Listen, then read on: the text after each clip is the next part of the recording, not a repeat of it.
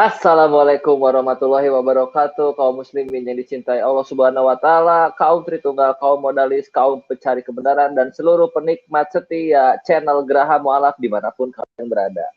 Selamat berjumpa kembali dengan kami channel Geraha Mualaf di siang hari ini, di hari Minggu yang syahdu dan tenang. Di siang hari ini channel Geraha Mualaf untuk pertama kalinya perdana kita akan memberikan kajian dari dua narasumber yang kita sudah kenal tentu di dunia apologetika dalam kajian program yang bernama Muabatar, Ikhwan Fillah. Apa itu Muabatar? Muabatar adalah singkatan dari Muslim menjawab syubhat dari kufar. Muabatar. Ingat itu selalu karena ini akan menjadi program yang sangat menohok untuk semua kaum-kaum yang doyan sekali menaruh syubhat dan fitnah terhadap kebenaran Allah Azza wa Jalla. Dan tentu saja kajian ini akan dibawakan oleh narasumber yang mumpuni tentunya, yang akan kita perkenalkan sebentar lagi. Server, mari tampilkan narasumber-narasumber kita. Yang pertama ada Ahli TV, sebentar lagi nanti akan muncul. Dan yang kedua tentunya yang sudah kita kenal karena malang melintang dalam dunia apologetika yaitu Ustadz Tahta tentunya. Nanti sebentar lagi mereka berdua akan muncul, dan sebelum mereka muncul sambil menunggu hamba moderator Trin Slayer sedikit ingin menyampaikan untuk Ikhwan Fillah dan kaum muslimin yang dicintai Allah Subhanahu wa taala, jika ingin bergabung dan berkontribusi dalam gerakan dakwah kita, bisa berkontribusi untuk menyisihkan sedikit rezeki berlebihnya kepada rekening yang tertera di bawah, karena seperti biasa kita tidak henti-hentinya, tidak lelah-lelahnya menggaungkan proyek terbesar kita, yaitu pendirian pondok pesantren modern atau HIT, di mana pondok pesantren ini dikhususkan untuk memberi kajian kristologi secara akademis dan juga untuk membuat mualaf-mualaf kita mempunyai kemampuan dalam berwirausaha, sehingga mualaf-mualaf ini mandiri dalam mencari mata pencarian dan juga bermanfaat untuk umat-umat muslim yang ada di Indonesia tentunya, sehingga lapangan kerja bagi kita, dari kita untuk kita. Nah, Geraha Mualaf mempunyai misi mulia ini tentunya akan sangat cepat terrealisasikan jika ada bantuan dari Ikhwan Fillah. Jadi silakan berkontribusi, silakan transfer dana wakaf tanahnya jika girohnya terketuk untuk proyek besar di Geraha Mualaf ini, karena pembebasan lahan seluas 6 hektar ini itu nominalnya adalah 250 meter, 250.000 untuk setiap meter perseginya. Nah, ketika mentransfer diharapkan memberikan nominal angka 1 di belakang nominal transfer, sehingga kami bisa membedakan mana yang hanya berbentuk zakat, infak, donasi, dan mana yang wakaf tanah. Insya Allah semua kontribusi dari Ikhwan Fillah akan menjadi amal jariah tentunya, dan juga menjadi ilmu yang berkelanjutan bagi generasi-generasi setelah kita nantinya. Karena wallahi upaya-upaya pemurtadan, upaya-upaya penghembusan fitnah dan syubhat terhadap kita itu tidak henti-hentinya mereka hembuskan. Maka dari itu kita tentunya harus menyiasati ini dengan sebuah pengkodifikasian ilmu yang bisa dilestarikan sampai generasi kita ke bawah.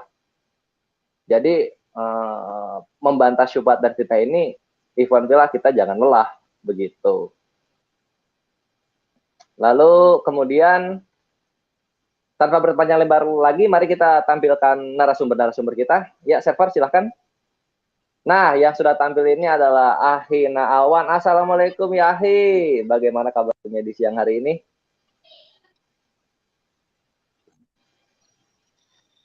Ya, alhamdulillahirrabbilalamin.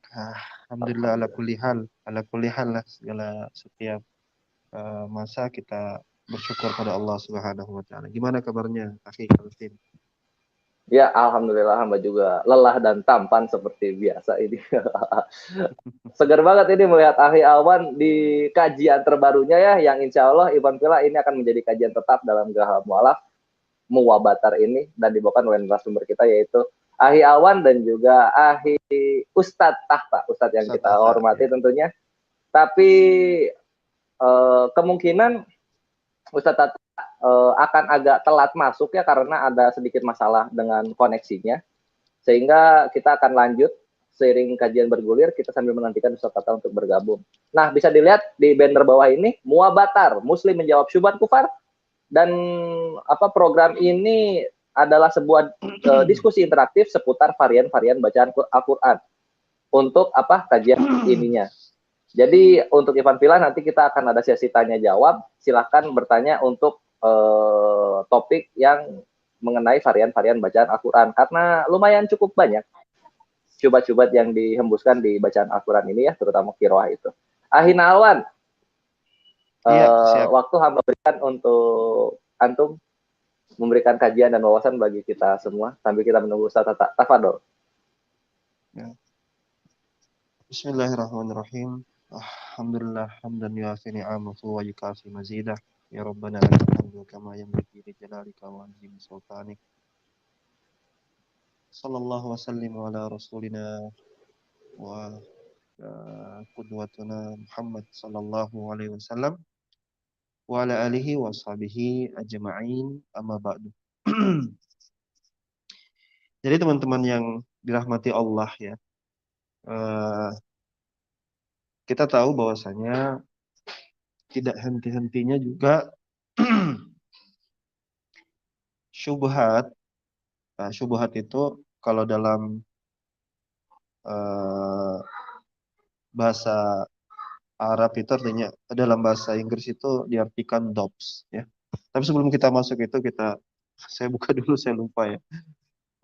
Pertama kita bersyukur pada Allah Subhanahu wa taala atas nikmat yang Allah Subhanahu wa taala berikan kepada kita, karena atas nikmatnya lah sehingga kita bisa berkumpul di kajian perdana kita ini. Dan acara ini berjudul Muabatar ya. Ini namanya ini seperti nama-nama Hindi ya, kayak Mahabharata atau seperti itu ya. Ini yang buat ini Akhi Calvin ini ya.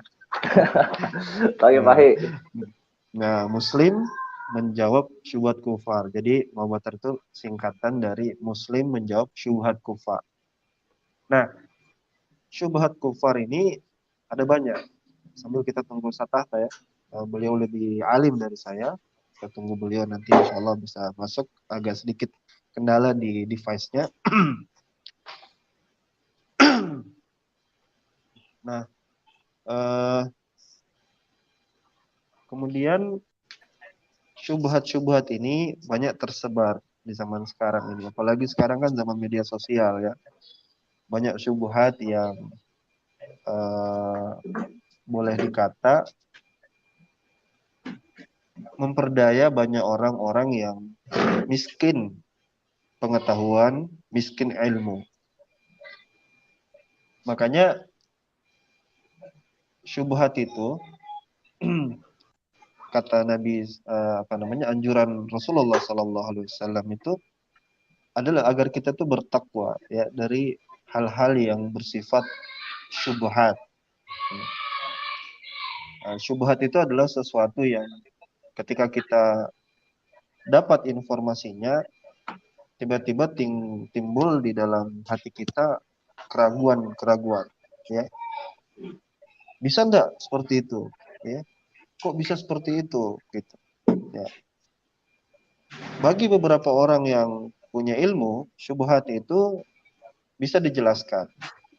Tapi bagi yang tadi karena ketidakmampuan, kekurangan tentang ilmu, dia tidak bisa.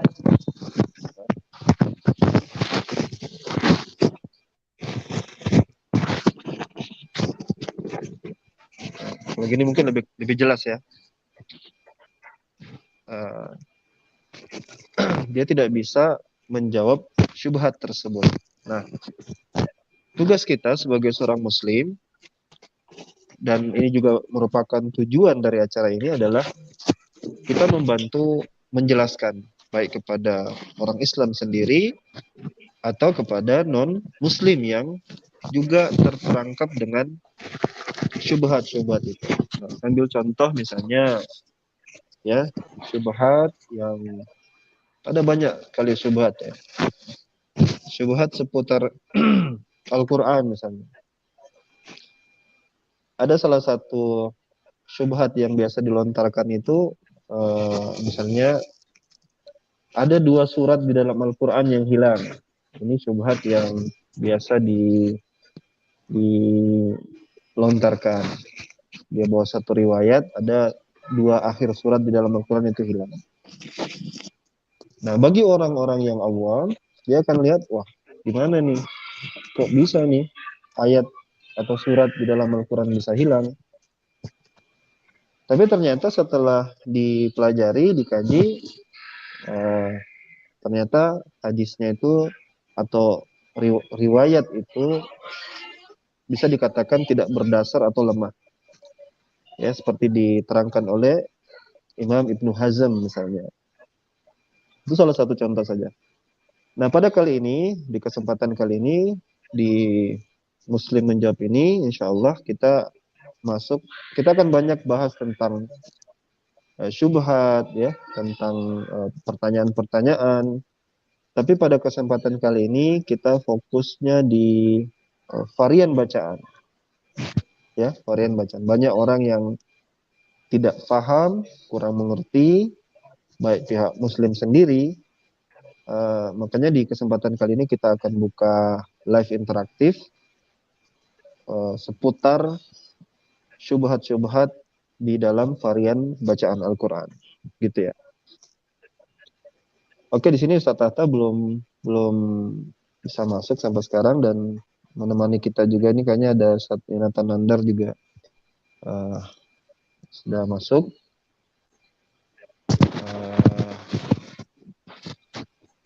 Assalamualaikum, Ustaz Yonatan Nandar. Waalaikumsalam warahmatullahi wabarakatuh. Suara saya kecil atau gimana nih? Agak kecil Lahi. Suara saya kecil. Ya cukup lah kalau Kanda Jonathan. Kalau saya sekarang gini gimana? Alhamdulillah, gini, ini lebih bagus. Tafadol, lanjut. Iya. Iya, baik. Mungkin saya kasih pengantar ringkas saja, terus kita buka saja langsung link interaktif lah ya. Mumpung juga di sini ada Ustadz Kang Evangelis Nathan Nandar. Ya, kita ngobrol-ngobrol lah biar nyantai-nyantai aja lah untuk sesi pertama. Karena sebenarnya ini panggung ini mau saya serahkan ke Ustadz Tahta, cuman mungkin ada masalah device-nya enggak. Ini jadi oke. Nah, saya kasih pengantar. Jadi sekarang ini banyak syubhat ya tentang varian reading. Sebelumnya kalau di Indonesia ini mungkin sedikit saja yang apologet Kristen yang menyinggung tentang varian bacaan dalam Quran. Sedikit bukan karena apa, sedikit karena memang sedikit sekali di antara mereka yang betul-betul tahu tentang Islam gitu. Sedikit sekali. Jangankan boro-boro misalnya mereka ingin menyinggung Quran, bahasa asli Bible mereka sendiri mereka nggak tahu, gitu. Baik bahasa Ibraninya atau bahasa Yunaninya. Sehingga bagaimana cara mereka ingin menyerang Islam ini? Ya mereka banyak menonton YouTube juga, ya, dari kalangan orang Kristen. Mungkin siapa nih? Calvin, mungkin yang antum ingat apologet Kristen di Barat yang suka nyinggung-nyinggung tentang varian bacaan Quran. Siapa coba? Ada banyak itu tumpah ruah. David Wood yang sana. Ada tuh siapa namanya yang rambutnya putih? David Wood, betul. Jay Smith. Ada yang rambut. Jay Smith, ya Jay Smith itu yang paling sering ke sana. Tapi dia hanya menyentuh covernya aja, nggak menyentuh ke ayat-ayat, bahkan kata-katanya pun dia nggak menyentuh, nggak bisa, mereka nggak mampu. Terus ada lagi yang muridnya Jay Smith itu yang perempuan Hatun, ya kan? Hatun. Ya. Nah, terus ada lagi itu yang Sekarang jadi lagi dianukan tentang mau fokus belajar manuskrip Quran katanya. Daniel Brubaker ya, Dan Brubaker Wah, itu nama namanya. baru itu. Kamu baru dengar. Ya itu.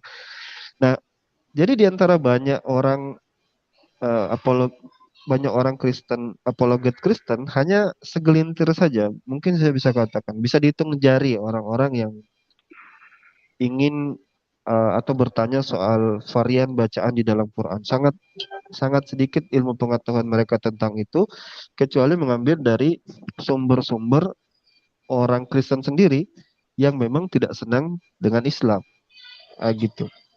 Nah, inilah tugas kita untuk memberikan pemahaman kepada mereka agar tidak misleading ya kan, tidak tidak salah arah gitu. Nah, terus mengira yang bukan-bukan gitu kan, begitu. Nah, jadi itu saja mungkin pengantar dari saya. Biar nanti wacananya lebih terbuka ya kita ngobrol. Buat teman-teman yang khususnya non-muslim yang ingin masuk silahkan tafadhol masuk. Dan saya persilakan mungkin kembali ke saudara Calvin, eh, Iya. moderator ya. Siap, syukron Ahi Awan. Ya, nah sebelum kita lanjut ke mendengarkan dari Ahi Yonatan dulu ya, sebagai teman ngobrol kita sambil menunggu Ustadz Tata device-nya connected begitu. Karena di backstage ini masih kita usahakan agar connected device-nya. Ustadz Tata, ayo semangat. Jadi ada yang perlu ditekankan dulu nanti untuk sesi tanya jawab. Ivan Pila mohon bersabar dan berikan ruang kepada kaum Tritunggal, modalis atau para fans-fansnya Yesus. Kita berikan ruang kepada mereka sehingga wawasan ini bisa efektif tersampaikan. Kita bisa tahu di mana sih letak syubhat yang biasanya mereka hembuskan itu. Nah ini nanti kita insya Allah mereka akan sadar sendiri walaupun tetap denial nanti mereka akan sendiri di belakang insya Allah. Kemudian Assalamualaikum Kandaku Yonatan Nandar, bagaimana kabarnya siang hari ini? Waalaikumsalam warahmatullahi wabarakatuh. Alhamdulillah sehat. Ya, Alhamdulillah. Terlihat seger juga nih. Baru banget abis mandi kayaknya nih Kanda Yonatan ini. wanginya sampai sini. Nah, Kanda Yonatan, ini adalah sebuah program baru. Iya, ini hamba menginfokan nih kepada Kanda Yonatan bahwa Geraha Mualaf mempunyai sebuah program baru yaitu program Muabatar untuk membantai syubhat dan fitnah dari kaum kufar. Dan ini kajian tetap ini akan selalu dibawakan oleh Ahina Awan dan juga Ustadz Tahta tentunya. Dalam setiap minggunya, 1 minggu sekali. Masya Allah. Jadi Geraha Mualaf ini makin kesini, Ivan Filah akan makin tajam gitu. Makin tajam dan makin terintegrasi dengan baik untuk mengubur terus tanpa lelah syubhat dan fitnah dari kaum kufar, kaum yang membenci kebenaran Islam ini. Nah, begitu Kanda Yonatan. Untuk topik kali ini dalam Muabatar, karena topiknya adalah mengenai varian-varian Al-Quran dan secara general dunia apologetika ini. Jadi tafadhol Kanda Yonatan sebelum kita masuk ke sesi tanya jawab. Masya Allah. Boleh Anda tanggapi? Tafadhol, dipersilakan. Iya. Jadi sangat tepat sekali ya. Tema atau mungkin sebuah agenda yang telah dicanangkan oleh Geraha Mualaf terkait menjawab syubhatan kaum kufar. Salah satu di antaranya adalah acara pada siang hari ini yang dibawakan oleh orang-orang yang saya rasa memang kompeten. Dan Rasulullah SAW pun kan senantiasa menganjurkan agar sesuatu itu ditempatkan sesuai pada tempatnya. Kalau tidak ditempatkan sesuai dengan porsinya, itu namanya zolim. Kalau menjawab syubhat-syubhat terkait varian bacaan, kemudian ya terutama varian bacaan, ini sangat cocok kalau Ustadz Tahta disandingkan dengan Ustadz Alwan. Karena mereka ini sudah tidak diragukan lagi kompetensinya, memiliki latar belakang keilmuan yang mumpuni di bidang Al-Quran. Ustadz Tahta juga dari pondok, dan Ustadz Alwan juga salah satu ustadz ini yang saya kagumi ketika menghempaskan MKC gitu ya, ketika membahas kitab kuning dia nggak bisa baca. Dan memang mereka ini apa ya, cocok peribahasa semut di seberang lautan kelihatan, tetapi balok di mata mereka sendiri nggak kelihatan. Berusaha mengkritisi sesuatu yang memang bukan kompetensi mereka. Mereka berbicara tentang Al-Quran, tentang Islam, tapi nggak paham tentang Islam, tentang Al-Quran. Bahkan tentang kitabnya sendiri mereka nggak paham. Bahkan kemarin saya menemukan apologet jebolan STT, Sekolah Tinggi Teologi. Masa ini Alef dibaca Ain? Macam mana pula ini, kan? Ini Luis Prasetyo yang katanya jebolan Sekolah Tinggi Teologi. Sedangkan saya cuma jebolan UIN, jebolan Muhammadiyah, dan pernah ngampus di Stai Ali Al-Akbar Surabaya, yang nggak pernah satu SKS pun diajarkan bahasa Ibrani. Masa Alef dibaca Ain? Macam mana pula ini? Oleh karenanya, mereka selain tidak paham terhadap agama Islam, mereka juga tidak paham terhadap kitab sucinya sendiri. Begitu. Dan ini harusnya menjadi bahan evaluasi, introspeksi terhadap apa yang mereka lakukan selama ini. Jadi alhamdulillah saya merasa bersyukur dengan agenda, dengan apa itu Gerah Mu'alaf yang telah menyajikan berbagai macam acaranya yang sangat bermanfaat. Masya Allah. Ini Ustadz Tahta ya, sudah hadir ya? Monggo, saya sajikan kepada beliau, kembali ke moderator. Terima kasih. Oh ya, kalau itu cukup aja dari Kanda Yonatan Nandar. Ikhwan Fillah, akhirnya yang kita nantikan datang juga Ustadz Tahta yang kami hormati. Assalamualaikum warahmatullahi wabarakatuh. Bagaimana kabarnya di siang hari ini? Waalaikumsalam warahmatullahi wabarakatuh. Kedengeran suara saya? Kedengeran tapi agak kecil. Dikasih semangat dikit supaya besar. Dikasih semangat dikit suaranya. Enggak, karena headsetnya agak rusak ini. Oke, coba kalau volume sudah full semua ya. Kalau tidak kedengaran saya tidak usah headset gitu. Enggak, ini kedengaran, udah cukup. Kedengaran. Ini cukup. Udah gitu aja. Dengar Ustaz. Iya. Nah, Ustadz Tata ini hamba kasih sebuah gambaran dulu sedikit mengenai program yang Ahina Awan dan Ustadz Tata bentuk ini ya, program tetap di Geraha Mu'alaf, yaitu namanya Muabatar, tentunya Muslim menjawab syubhat kufar. Nah, silakan Ustadz Tata diberikan pencerahan bagi kita Ikhwan Fillah yang awam, tentunya di mana saja titik-titik syubhat yang diberikan oleh kaum kufar terhadap kebenaran Islam ini. Tafadhol Ustaz. Baiklah, bismillahirrahmanirrahim. Assalamualaikum warahmatullahi wabarakatuh. Waalaikumsalam warahmatullahi wabarakatuh. Bismillah, alhamdulillah. Tabarakalladzi nazzala al-furqan ala 'abdihi liyakuna lil alamina nadhira. Allahumma shalli wa sallim ala sayyidina Muhammadin wa ala alihi wa sahbihi ajmain. Rabbi shrah li sadri wa yassir li amri wahlul 'uqdatam min lisani yafqahu qawli, amma ba. Para alim ulama, para kiai, para sesepuh, alladzi sami'na wa ta'na. Dan tidak lupa pula guru-guruku semua, ya, yang ada, khususnya yang ada di sini. Ya, secara umum semua Geraha Mu'alaf itu guru saya. Nah, sekarang malah saya dipertemukan dengan ngefans saya, Ustadz Nandar sama Ustadz Alwan ini. Jadi saya di sini menemani. Intinya mereka berdua mau mendidik saya supaya suatu saat menjadi penggantinya gitu ya. Jadi bukan narasumber, cuma menemani, ngajarin saya gitu ya. Nah, apalagi temanya ini, anggaplah kita itu ibaratkan menjawab fitnah-fitnah, terutama tentang Al-Quran, secara umum tentang Islam. Memang penting kita itu harus orang-orang yang sudah mempunyai ilmu tentang agama itu jangan diam, ya. Karena kalau kita diam, maka semakin banyak orang di keluar-keluar di YouTube, di Facebook atau di WA, keluar-keluar menjelek-jelekan Islam dengan dipelintir ayat-ayatnya, kitab kita, hadis, atau apa saja. Ini kalau didiamkan, maka mereka semakin semakin besar nanti. Nanti oleh orang awam, ya, orang Islam yang awam, malah nanti takut dianggap benar gitu. Masa Islam seperti itu? Nah, untung orang-orang ya seperti Ustadz Nandar, Ustadz Alwan, terus yang sangat berjasa itu Geraha ya. Geraha itu menghimpun semua orang-orang yang menurut beliau ini berkompeten ya di bidang baik itu dialog tentang Islam ya, baik tentang kristologi apa, dihimpun, dijadikan satu wadah organisasi. Nah, ini kalau orang seperti Geraha itu diam, ya, sedangkan ustadz-ustadz yang punya pesantren walaupun mereka pakar-pakar semua, tapi sibuk mendidik santri-santrinya, gitu ya. Maka sangat berjasa bagi saya orang-orang kayak Geraha, itu ya, karena mengumpulkan orang-orang yang di bidangnya masing-masing.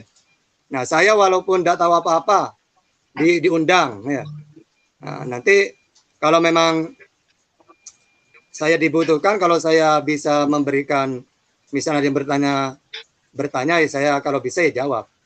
Tapi saya pede, karena saya ditemani oleh Ustadz Alwan dengan Ustadz Nandar. Jadi tenang saya. Mungkin saya habis ini tidur. Maksudnya ya tidur di sini, ngantuk gitu ya. Karena apa yang mau saya berikan kan gitu ya. Cuma menemani ya. Mungkin itu saja intinya apa? Ayo kita bersatu. Terutama fitnah-fitnah. Ya, silakan siapa yang mau bertanya kepada guru-guru saya, dan nanti mungkin saya nanti disuruh jawab duluan. Karena kalau tidak bisa kan ada guru saya kan gitu ya. Oke, itu saja sambutan dari saya. Saya serahkan kepada moderator saudara saya Slayer. Ayo, monggo.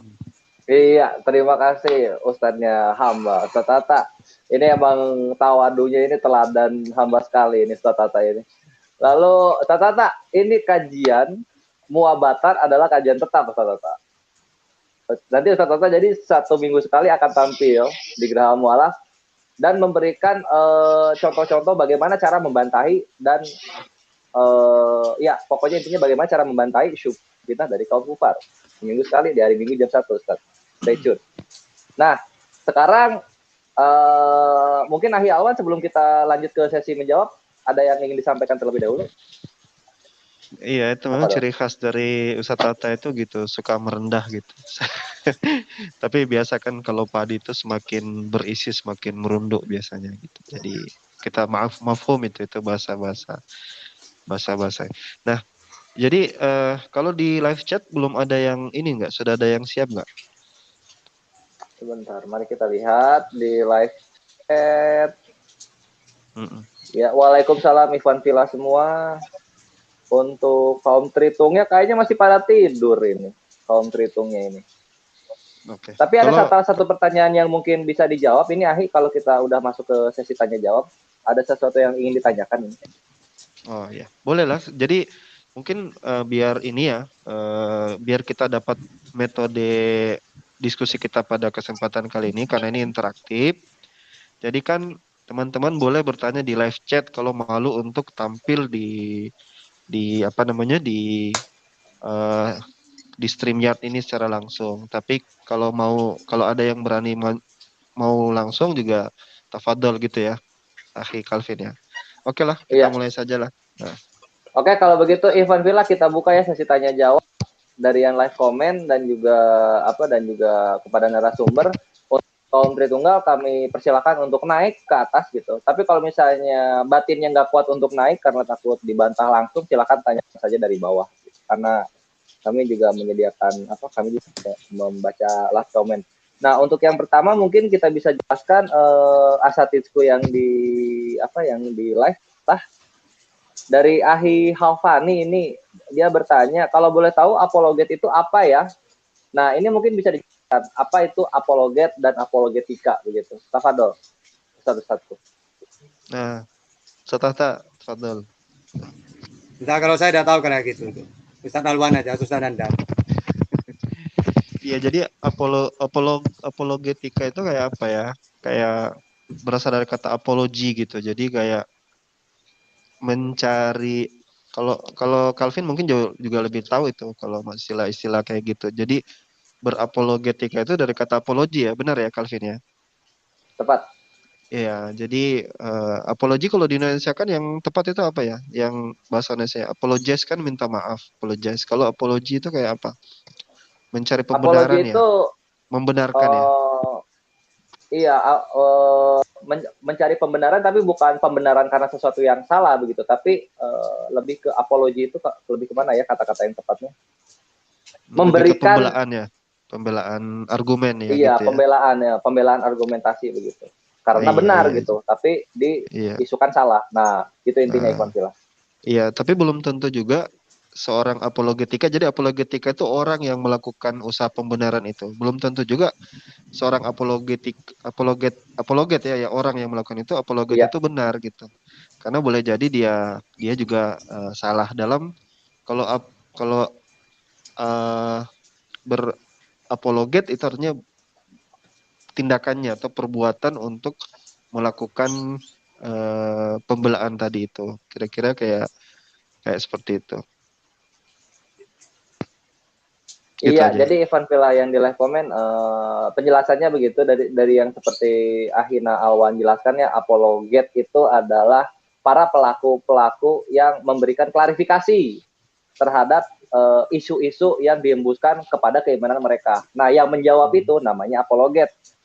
Nah, isi dari jawabannya itu disebut apologetika begitu. Jadi setiap agama mempunyai apologet yang menjawab. Ya, itu biasanya. Lalu kemudian, nah ini kita sudah ada kedatangan tamu. Nah, hamba kenal ini tamu ini dari Manado dan ini adalah seorang ahwat ya, seorang ahwat ya, Bunda Paulus Ariance. Assalamualaikum. Assalamualaikum Bunda. Mute-nya silakan dibuka.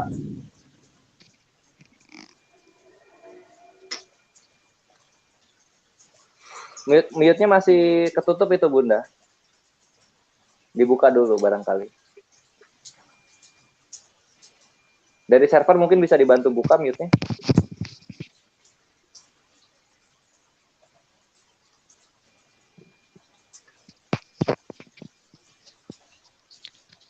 Ya sambil menunggu mungkin Sambil menunggu.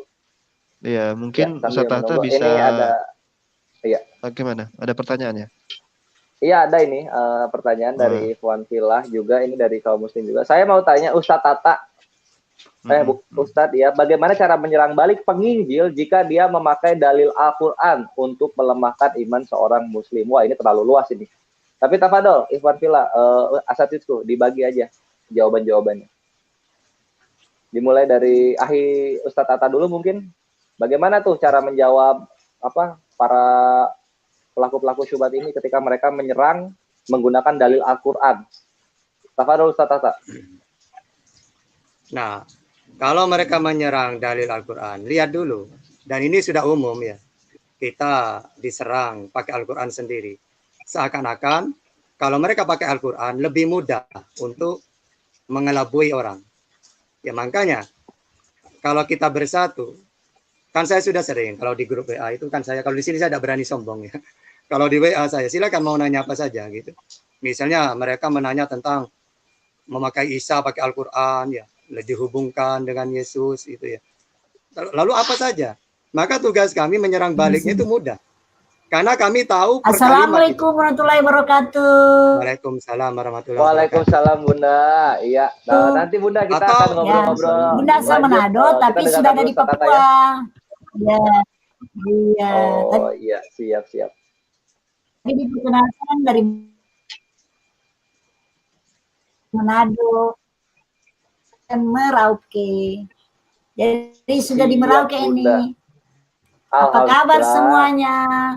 Teman-teman, semoga ada sehat-sehat semua. Salam sehat dari Papua. Ya, iya Bunda, syukur kasiron untuk salamnya. Semoga Bunda juga sehat-sehat selalu di sana ya. Jadi ini perkenalan singkat dulu. Bunda Paulus ini adalah rekan kita, mujahidah kita di bagian Papua sana. Geraha Mualaf ternyata asatidku sudah mencapai rekanan silaturahmi sampai ke Papua sana. Karena di Papua pun ada mujahid-mujahid kita yang memperjuangkan keimanan dari Islam ini gitu, dari bantahan syubhat dan fitnah. Nah, sebelum kita lanjut ke Bunda Paulus Ariaja, mari kita dengarkan lagi Ustaz Tata ya. Ustaz Tafadol. Nah. Ya, jadi kalau mereka menyerangnya pakai ayat ya. Ini apa ini? Aduh.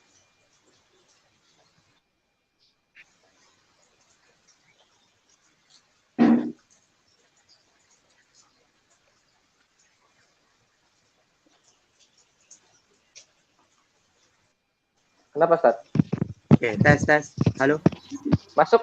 Ya. halo. Masuk. Dapat. Semoga Kedengaran, semua kedengaran. teman-teman dan sehat-sehat. Ya. Ya. Iya, Bunda. Aduh, catatannya ini disconnect lagi Van Pilah ya mengenai apa? Mengenai Ya. Semoga kita semua dalam dari keadaan sehat. aturan itu. Ya, syukran Bunda. Bunda jaringannya kayaknya delay lama. Tapi kita nangkep pesannya kok. Sama-sama Bunda. Semoga sehat juga di Papua. Kita tetap jalin komunikasi ya. Ya, sering mati Ya, WhatsApp. jauh soalnya. Ini ujung. Oke. Ya. Siap. Alhamdulillah udah sehat-sehat ini.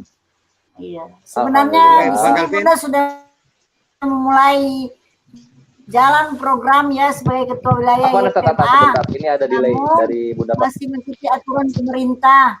Kalau di sini setelah dari luar daerah, ya, setelah pulang luar daerah mandiri. Jadi rencana program mulai nanti tanggal 17 Januari. Sudah selesai program sudah selesai karantina mandiri. Jadi Alhamdulillah. ketika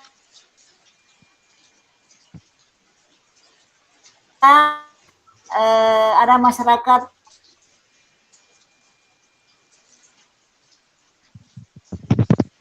Iya, Bunda Paulus, server mungkin bisa selagi menunggu Bunda Paulus jaringannya benar, mungkin bisa ditaruh di backstage dulu, karena kita ada kedatangan tamu lagi. Oke, Pak Karo Alvin, ini hamba kenal juga siapa dia, tapi kita tahan dulu. Kata silakan dilanjut tadi mengenai bagaimana cara menjawab jika para apologet kaum sebelah menggunakan dalil Al-Quran. Ya makanya kalau pakai dalil Al-Quran itu mudahnya gini, kita kan lebih paham. Tinggal menjelaskan ayat tersebut. Ya, pasti kan gak nyambung mereka. Tinggal kita yang menjelaskan. Atau mereka nyerangnya pakai YouTube secara pribadi mereka. Kan banyak YouTube sekarang memfitnah. Misalnya ternyata Al-Quran itu beda versi. Ya tinggal kita jelaskan. Kalau mereka pakai ayat nyerangnya, ya kita jelaskan ayatnya. Lalu orang Islam akan tahu, oh berarti mereka itu keliru. Nah, kalau tidak dijelaskan, berarti serangan itu tidak kita balas, kan gitu. Ya, cuma gitu aja, lihat dulu serangnya pakai ayat yang mana. Gitu aja. Tinggal kita menjelaskan caranya. Ini kan secara umum bagaimana caranya ya menjelaskan. Ya, makanya kan tidak ada contohnya. Misalnya mereka nyerang pakai ayat mana? Kan harus dijelaskan ayat yang mana, nanti kita yang menjelaskan, gitu caranya. Cara menanggapinya gitu deh. Oke, mungkin Ustadz Alwan lanjutkan. Ayo Alwan, silakan jika ada yang mau disampaikan. Ya, saya pikir sudah jelas tadi. Sama saja saya dengan Satata. Kita lanjut lagi mungkin pertanyaan yang ada yang lain. Oke, sebelum kita lanjut ke pertanyaan, ini ada dari kaum sebelah, yaitu Pak Karol Alvin. Pak Karol Alvin, salam. Silakan dibuka mute-nya. Shalom, terima kasih udah join. Udah ada saya buka. Iya, Pak Karol. Saya sebenarnya Ya, cuma silakan jika saya cuma ya. tes ini tampilan StreamYard saya baru jadi nih. Oke. Lanjut saja kajiannya. Saya mau permisi saja ya. Silakan klarifikasinya. Oke, terima kasih. Iya, ini sedikit intermezzo mengenai Pak Karol ini. Pak Karol ini adalah Tritunggal vegan, di mana dia sangat-sangat menghormati apa yang dijelaskan oleh Islam dan apa yang dijelaskan secara keimanan Islam. Juga ketika Islam menjelaskan bagaimana tekstual dari Biblos, Pak Karol sangat-sangat menerima. Jadi dia sangat-sangat netral terhadap keimanannya, karena dia lebih fokus kepada hak-hak kehewanian. Nah, begitu. Nah, sekarang kita kedatangan tamu yang sudah tidak asing lagi dalam dunia apologetika, terutama di Zoom dan WhatsApp, yaitu Aderion Huta Barat. Salam, Aderion. Salam. Aku boleh nanya nggak? Kak Fadol, silakan, boleh bertanya. Suaraku jelas ya, cukup jelas ya? Cukup jelas. Silakan. Kok keras ya? Suara apa sih tuh? ada suara-suara parkir-parkir gitu? Enggak. Nah, Kita nggak ada. Enggak, aku mau nanya, Ya. kenapa apologet muslim itu rata-rata so tahu? Aku mau nanya itu. Dalam hal? Coba. Dalam hal iman orang lain. Kenapa? Iman orang lain. Iya. Oke, Contoh segitu aja tadi, pertanyaannya. contoh tadi si Pak Alwan tuh ngomong, apologi kalau kamu nggak kalau kamu nggak berkompeten diam gitu loh. Itu Nah, oke, itu Adrian, pertanyaan diam. Itu pertanyaan yang harus jawab itu saya, bukan kamu. Coba dilihat di Bukan live. kamu yang jawab. Iya, coba Oke. di banner live. Itu Nah, mungkin tinggal sebuah jawab. premis yang bisa di. Tinggal jawab, nggak usah buat premis, nggak usah pakai premis. Jawab Itu pertanyaan enggak, saya. ini bisa dilihat di banner. Jawab, Jangan nggak peduli. marah, Jawab jangan pertanyaan tantrum. saya. Jawab pertanyaan saya. Server tolong ditaruh di backstage dulu Kemana? supaya dia Iya. nggak Oke. tantrum. Taruh di backstage dulu. Itu bisa lihat Aderion. Muslim menjawab syubhat kufar dan ini adalah diskusi interaktif seputar varian bacaan Al-Quran. Jadi boleh menggunakan premis di atas, tapi kemudian dikerucutkan ke seputar varian bacaan Al-Quran gitu loh. Jangan kemana-mana. Jadi jangan tantrum dulu. Silakan dipertanyakan mengenai seputar varian bacaan. Nah, silakan masuk lagi Aderion. Server masih ada kah Aderion di backstage?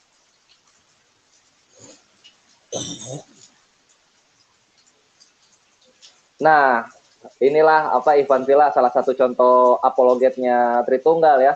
Datang-datang, ngamuk-ngamuk, ngacak-ngacak pasar begitu loh. Seakan-akan ini tuh bukan sebuah majelis yang ada adabnya gitu. Padahal Islam tuh sangat mengedepankan adab. Jadi kalau misalnya nggak tahu tuh tanya dulu topiknya apa, baru nanti buat pertanyaan. Nanti kita akan memberikan waktu untuk itu. Jangan datang-datang langsung marah-marah. Nah, mungkin Ivan Villa Asatisku yang ada di sebagai narasumber di streamnya, jika menangkap pertanyaannya dan perlu ditanggapi, hamba persilahkan. Tafadol. Dari Ahi Alwan dulu mungkin.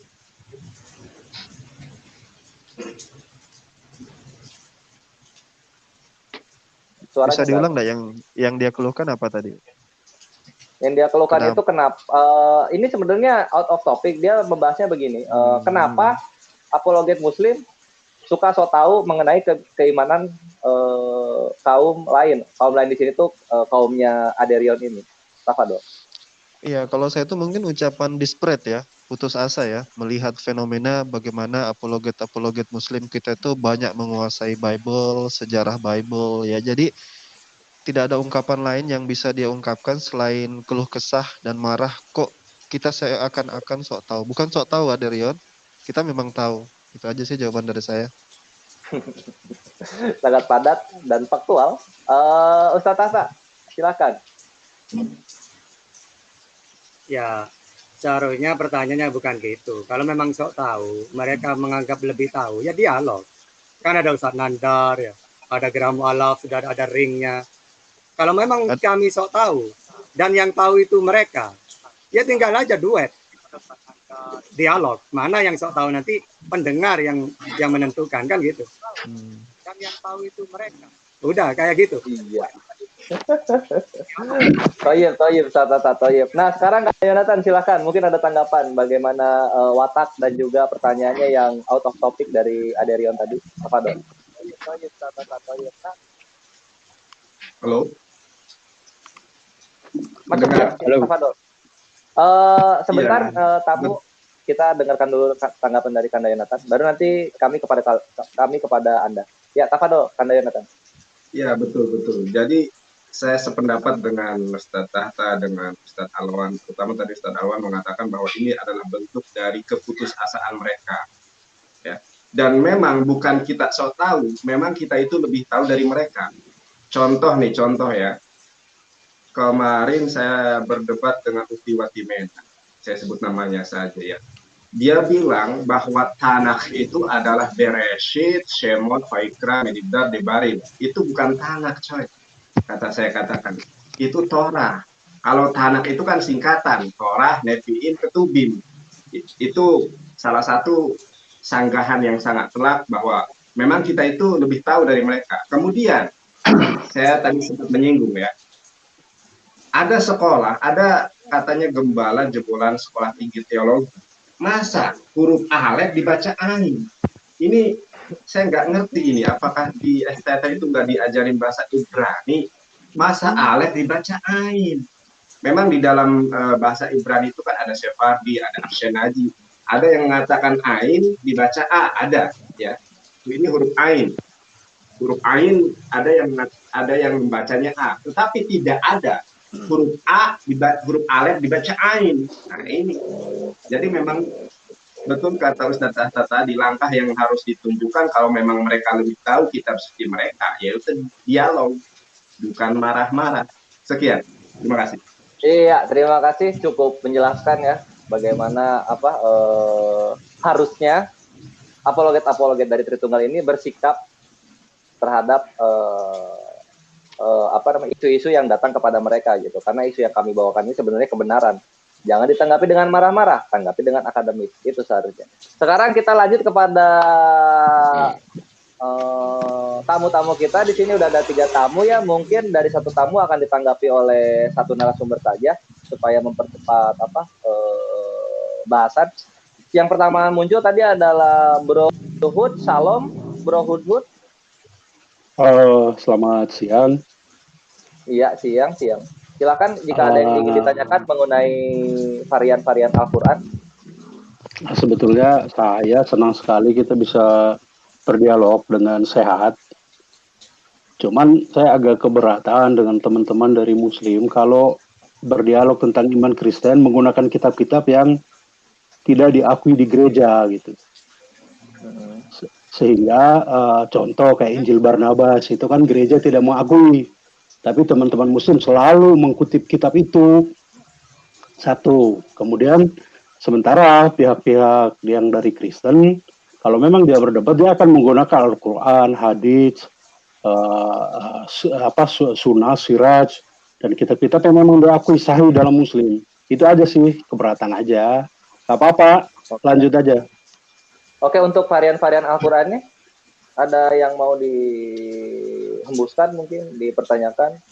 Dari mana? 32 versi itu atau gitu. Nggak ada untuk kesananya. Kalau sebetulnya gini, kalau itu mungkin di ranah penelitian itu ya silakan dijalankan, tapi secara iman kita tetap mengakui bahwa ya apa yang diomongin saudara-saudara kita Muslim itu ya itulah yang benar gitu. Jadi ya Allah, ini baru. Ya kan? Betul Pak. Jadi kalau orang melakukan penelitian ya silakan saja, tetapi ketika omong ke ranah iman, Pak, kita harus mengakui bahwa teman-teman kita yang Muslim ini menggunakan kitab yang diyakini bahwa itulah kitab yang benar buat mereka. Ya sudah, kita jalan, nggak apa-apa, kan Indonesia jadi damai gitu. Ya. Oke, begitu aja. Terima kasih Pak Hudud untuk sebuah kritikan membangunnya ya, dan juga objektivitasnya dalam menanggapi versi-versi Al-Quran yang ada. Kita sudah bisa lanjut ke tamu berikutnya, server. Jadi silakan di drop untuk yang sudah bertanya. Narasumber Ahi Awan ini masuk ke kritik teks, silakan diberikan respon. Yang mana ya pertanyaannya? Saya dulu. Mengenai Injil Barnabas. Silakan. Oh iya, Tafadol, mengenai Injil Barnabas yang digunakan gitu karena mereka tidak mengimani kata itu. Begini, yang saya tahu ya, umat Islam ketika dialog itu memang pakai referensi baik Al-Quran, hadis, kitab-kitab yang sudah muktabarin atau kitab-kitab juga yang diakui.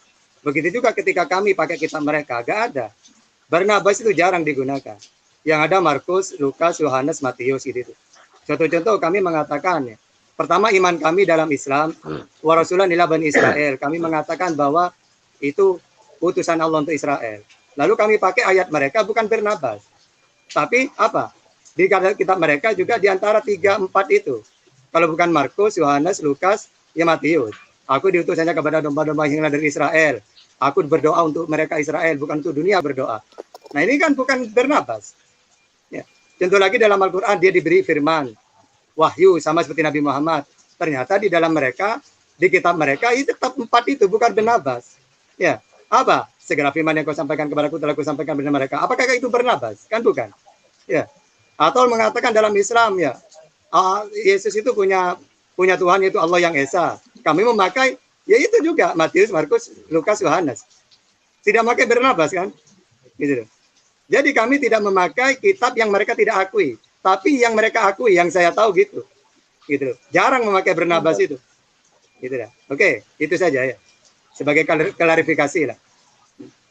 Iya, terima kasih Tata untuk klarifikasinya yang memang aktualnya begitu. Kita lebih banyak menggunakan sinopsis daripada Barnabas, kecuali bahasanya masuk ke critical text dan juga sejarah-sejarah kanonisasi. Tafadol, Ahina Awan. Cukup. Lanjut lagi tidak ke pertanyaan berikut. Sudah terjawab. Oke, kalau begitu ya itu cukup menjawab kami rasa, dan Bro mungkin bisa paham gitu. Injil Barnabas ini dibawa ketika topiknya ketika bahasa topiknya apa begitu. Nah, sekarang kita lanjut ke tadi. Ini hamba masih ingat itu ada dari Bro Kataprak dulu. Salam Bro Kataprak. Silakan dibuka videonya, camnya. Assalamualaikum. Waalaikumsalam. Oh, Muslim kah? Waalaikumsalam. Muslim. Oh, alhamdulillah. Kalau begitu hamba kasih 30 detik untuk memberikan sebuah statement besar dalam mau bertanya boleh enggak nih? Oh, tafadhol, bertanya boleh. Nah, kan saya sering debat-debat di YouTube nih, tapi lewat komen-komennya sih. Mujahid live komen. Saya dapat satu soal susah nyari jawabannya nih. Mungkin ada di sini atau jawabannya gitu. Dapat kita nanya sini nih. Oke, boleh. Iya, tafadhol. Soal ini surat Al-Ma'arij. Kalau nggak salah ayat 4 tuh. Al-Ma'arij ayat 4. Tunggu saya lihat dulu. Saya agak lupa ingat, saya buka dulu ya. Jadi dulu pernah ditanyakan ya. Ibnu Abbas pernah ditanyakan. Tahu. Bagaimanakah? Apakah 10.000 tahun atau 500? Ternyata Ibnu Abbas mengatakan 50 ya. Ini tidak ada manfaatnya kamu nanya kayak itu, karena itulah hari yang ditentukan oleh Allah. Makanya ada hadis man asanal mar'i tarku ma la ya'nihi. Tinggalkan sesuatu yang tidak manfaat. Gitu ya. Nah, makanya itu turunnya malaikat dari langit ke bumi itu kan 500 tahun sampai urusan itu naik lagi menjadi 1.000. Ada yang mengatakan 50 tahun gitu. Enggak, ini pertanyaannya apa? Saya tidak tahu. Apa sih? Saya belum selesai nanya nih. Saya belum selesai nanya. Dihabiskan dulu akhir kata pertanyaannya. Terlalu semangat Ustaz kita ini. Semangat. Kan itu kan yang Al-Ma'arij ayat 4 itu kan 50.000 tahun kan, Pak? Iya. Nah, terus dikontradiksikan sama yang lawan saya tuh dengan Al-Hajj ayat 47 dengan apa satu lagi itu ya. Al-Hajj 47 itu kalau tidak salah dia satu hari di sisi Allah kan 1.000 tahun. Oke. Nah, itu sama dengan satu lagi tunggu ya. Oh iya itu di surat As-Sajdah ayat 5. As-Sajdah ayat 5. Ini sambil hamba. Nah, itu sama-sama 1.000 tahun tuh. Jadi yang Al-Hajj 47 dengan As-Sajdah tuh sama-sama 1.000 tahun tuh. Dikontradisikannya, jadi dibilangnya ini salah-salah lah gitu kan. Dibandingannya dengan Al-Ma'arij ayat 4 yang tadi tuh. Jadi yang 1.000 tahun ayat dengan berapa? 50.000. Ayat 5. As-Sajdah 5. Ya. Ya, itu sama-sama berarti ya tahun. bagaimana cara menjawab syubhat tersebut ya. Dari Al-Ma'arij ayat 4. Yang musuh saya bilang tuh itu kontradiksi katanya, salah katanya kan. Oke, kalau begitu. Itu jadi pertanyaan saya sih. Oke, siap. Jadi yang ditanyakan itu adalah Al-Ma'arij 4 dikontradiksikan dengan Al-Sajdah ayat 5 yang Al-Sajdah ayat 5 itu juga ada dengan Al-Hajj 47. Tafadhol Ustaz Tata. Nah, itu aja sih. Nah, iya itu. Tinggal saya meneruskan. Barusan itu kan itu sudah jawabannya. Ya. Jadi itu bukan kontradiksi. Itu memang hari yang ditentukan oleh Allah. Gitu ya.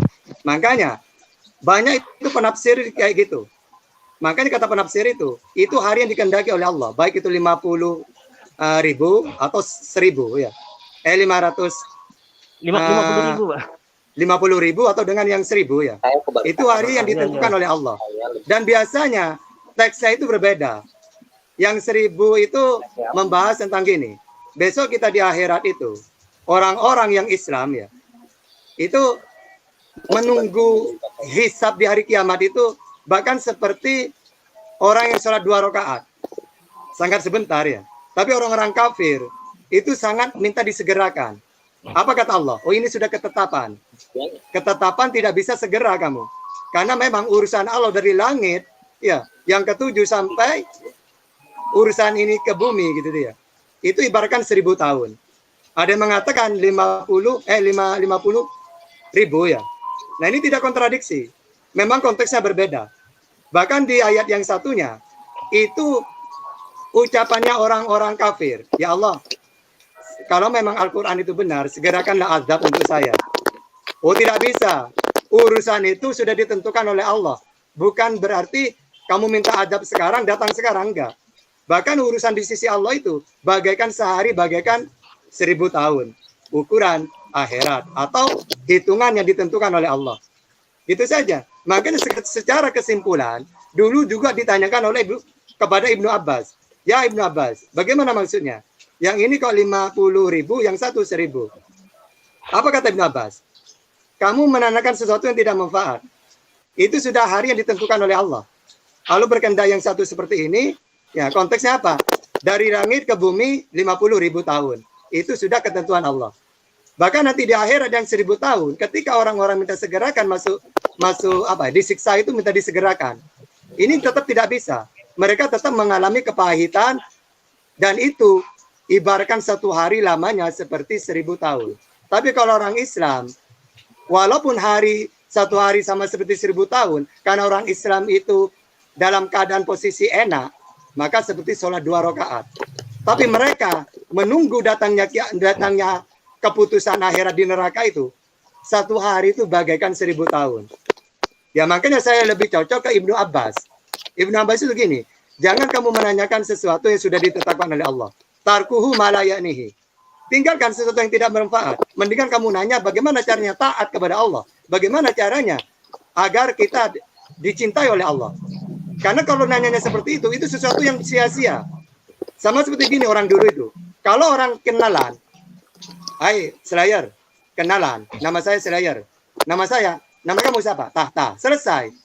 Jadi tidak mau gini, anak mana, tinggal di mana, terus kelas berapa, kerja apa. Enggak, itu tidak manfaat.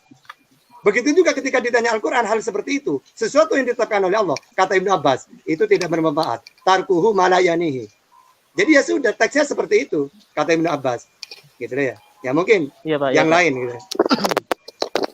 Ya, silakan Ahinawan. Tadi sangat mufasir sekali jawaban dari Setata. Mungkin dari Ahinawan ada tambahan Saya yang lebih pertanyaan jelas ini lagi. pertanyaan ini sering ditanyakan terkait beberapa orang yang mencoba ya untuk menganggap bahwa Quran itu tidak terjaga dengan tadi dalam surat Al-Ma'arij tadi itu dikatakan miqdaruhu khamsina alfasanah, ukurannya itu 50.000 tahun, sementara di ayat yang lain dalam surat Al-Hajj dikatakan bahwasanya kadarnya itu 10.000 tahun. Nah, kalau teman Anda bertanya seperti itu, suruh dia baca dua-dua ayatnya itu secara menyeluruh gitu. Baru nanti kelihatan.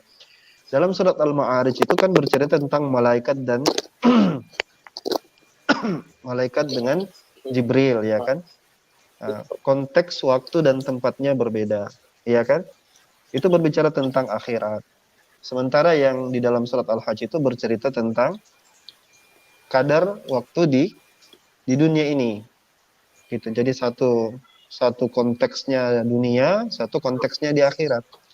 Itu yang pertama. Jadi konteks, tempat dan waktunya beda dan orangnya juga beda. Yang kedua, biar tidak salah paham adalah orang itu harus belajar juga tentang istilah yaum. Jadi yaum itu kadang diartikan dalam bahasa Indonesia itu sebagai hari. Padahal kalau Ustaz Tahta mungkin beliau lebih tahu bahwa yaum itu kadang juga bisa diartikan maddah. Nah, maddah itu artinya masa. Jadi rentang waktu yang tidak mesti sehari gitu. Nah, bagi Allah masa itu bisa saja, ya. Dan kalau kita kaji ya, misalnya seperti ka'alfi sanah, itu kan merupakan menggunakan kata kaf. Jadi bagi Allah sehari itu bisa saja 1000 hari, bisa saja 1000 tahun. Bagaikan ya, kalau kaf itu diartikan apa? Kayak bagaikan gitu, bagaikan 1000 tahun. Jadi satu pendekatan, kalau mau pakai pendekatan tekstual, pertama itu tempat dan waktunya beda. Tapi kalau mau pakai pendekatan metafor juga, itu pasti berbeda juga. Bahwa itu adalah sebuah kata ungkapan. Misalnya gini, aku akan mencintaimu 1000 tahun lagi gitu. Atau kamu seperti. Tapi poinnya di situ apa? Poinnya itu adalah bahwasanya bagi Allah itu ya waktu yang panjang itu atau madda itu singkat gitu loh. Jadi jangan difahami secara, bagi beberapa ulama mengatakan jangan fahami secara jumlah, tetapi makna bagi Allah itu semuanya jadi singkat bagi Allah. Bagi kita mungkin butuh waktu 1000 tahun atau 10.000 tahun, ya. Tapi bagi Allah itu sangat singkat sekali. Mudah-mudahan itu bisa sedikit menambah. Jadi ada sisi bahasa al-yaum yang harus dimengerti dan juga dari konteks dunia dan akhirat tadi. Ya, terima kasih Bang Ilmu Bang. Saya tambah sedikit. Ya. Kadang-kadang mereka mengkaitkan kalau memang ketentuan seperti itu, lalu bagaimana dengan Nabi Isra? Kan itu cuma seharusnya kan kalau menurut konteks itu ribuan tahun atau ratusan tahun. Nah, kenapa kok Nabi Muhammad di situ cuma semalam? Nah, beda konteksnya. Bahkan 2 ayat antara 50.000 dengan 1000 itu beda konteks. Benar kata Ustadz Alwan. Begitu juga dengan Isra Mi'raj. Makanya Isra Mi'raj itu memakai subhanalladzi asra bi 'abdihi lailan. Subhanalladzi, coba. Yang dikehendaki Allah itu cuma beberapa saat. Ya, cuma semalam bisa dari Masjidil Haram ke Masjidil Aqsa. Lalu Mi'raj. Jadi Masjidil Aqsa sampai ke langit ke-7. Ini yang dikehendaki Allah yang waktu sesingkat itu. Makanya lafadznya subhanalladzi. Sama seperti kita menyaksikan sesuatu yang menakjubkan. Subhanallah. Nah, jadi bukan berarti Isra itu tidak benar. Seharusnya kan 1000 tahun turunnya malaikat. Ya udah bisa. Wong kalimatnya subhanalladzi. Berarti yang dikehendaki oleh Allah yaitu beberapa semalam itu saja. Gitu deh ya. Jadi tidak bisa dikait-kaitkan kayak gitu. Gitu deh ya. Ada konteksnya masing-masing. Ya gitu ya. Oke, itu saja. Iya Pak, makasih Pak. Ya, ini apa untuk nambahin juga dari moderator mungkin untuk yang itu emang sering dibawain juga Jadi yang al-marid itu kan malaikat kan mampu menghadap ke Allah dengan kehendaknya sendiri. Nah, terus kalau untuk yang al-sadda itu ya itu urusan atas kehendak Allahnya sendiri. Ibaratnya kalau misalnya kita berangkat dari Bandung Jakarta, manusia naik motor, terus ada manusia yang dikirimkan jet pribadi oleh Allah begitu. Makanya berbeda rentang waktunya. Jadi ini lebih apa? Nah, itu lebih benar. itu sama-sama perkara mudah untuk dipatahkan gitu. Nanti kita tinggal balikin lagi ke biblosnya untuk hal-hal yang begitu itu. Jadi semoga menjawab ya Ahi Kataprak. Kemudian berikutnya ada Irfan, salam Bro Irfan. Ya, assalamualaikum. Waalaikumsalam. Muslim juga? Iya. Alhamdulillah. Boleh. Ya, silakan pertanyaannya Tafadhol. Iya, saya mau tanya tentang ada kata dalam Quran Ibrani, dalam Al-Quran, dalam terjemahan bahasa Ibrani, itu kan ada kata haleluya. Sementara kalau yang Muslim yang bukan Yahudi, yang Muslimnya bukan background Yahudi, kayak Muslim kita lah di Indonesia, itu kan terdengarnya kurang nggak familiar gitu kan. Sementara nggak mungkin gitu ada kata haleluya di dalam Al-Quran, tapi ternyata di dalam Al-Quran bahasa Ibrani itu ada kata haleluya, itu di surat Al-Fatihah kalau nggak salah, dan itu pernah dibawakan juga sama Ustadz Ali gitu kan. Nah, pertanyaan yang kedua saya mau tanya ini untuk Pak Yonatan Nandar ya, Ustadz Yonatan Nandar. Mohon maaf saya tidak sependapat dengan Bapak yang tadi tuh, yang pertama tuh yang bertanya. Saya malah kebalikannya dari Bapak yang tadi. Saya pribadi saya lebih menyukai dengan Injil-Injil Apokripa seperti Injil Thomas atau Injil Presiden Matius gitu kan, atau Injil Yakobus, karena banyak miripnya gitu kan. Dan harus diingat Injil-Injil itu masanya belum masa Islam gitu, berarti atau masa sebelum Islam. Jadi 500 tahun ke bawah gitu kan. Nah, itu pertanyaannya. Pertanyaannya sih untuk Ustadz Yonatan Nanda, karena kan beliau kemarin membahas tentang Injil-Injil rahasia. Nah, saya ingin tanya yang Injil Presiden Matius karena belum dibahas. Kan kalau dalam Injil Presiden Matius Bunda Maryam itu, Siti Maryam itu dia melahirkan di pohon kurma, dan si pohon kurmanya itu berbuah, terus dia juga ngeluarin air gitu kan. Nah, itu yang saya ingin tanya. Untuk pertanyaannya untuk Mas Yonatan Nanda sih, Ustadz Yonatan Nanda lebih tepatnya gitu. Jadi pertanyaannya yang pertama tentang Quran Ibrani yang ada kata haleluya, dan yang kedua tentang yang Injil Presiden Matius. Mohon maaf saya tidak sependapat dengan Bapak yang tadi. Mohon maaf ini diri saya sendiri gitu. Saya lebih menyukai tentang Injil-Injil Apokrifa karena lebih banyak samanya. Dan Injil Apokrifa itu ditulis bukan sebelum masa Islam, tapi pra-Islam, artinya sebelum Islam itu ada. Kalau itu Islam itu ada, sebelum Islam itu ada, berarti itu adalah kebenaran kitab pada zamannya.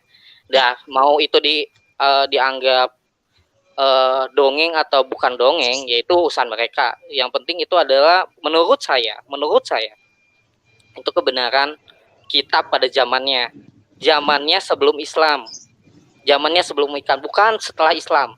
Harus digarisbawahi ya. Nah, itu aja. Terima kasih. Wassalamualaikum warahmatullahi wabarakatuh. Waalaikumsalam warahmatullahi wabarakatuh. Iya, Ustaz Tata, silakan ditanggapi ya. Nanti setelah itu kita ke Ahi Alwan. Yang pertama itu mengenai haleluya di terjemahan Al-Quran Ibrani itu adanya tepatnya di surat Al-Fatihah, kata Ahi Irfan. Lalu yang kedua adalah mengenai Injil-Injil Apokrifa itu nilainya sama, secara objektif itu nilainya sama dengan Injil-Injil sinoptik. Tafadhol Ustaz Tata.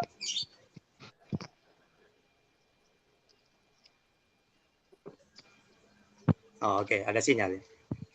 Nah, ya. Halo. Masuk. Gambarnya nggak masuk, tapi suara masuk. Lanjut aja dulu.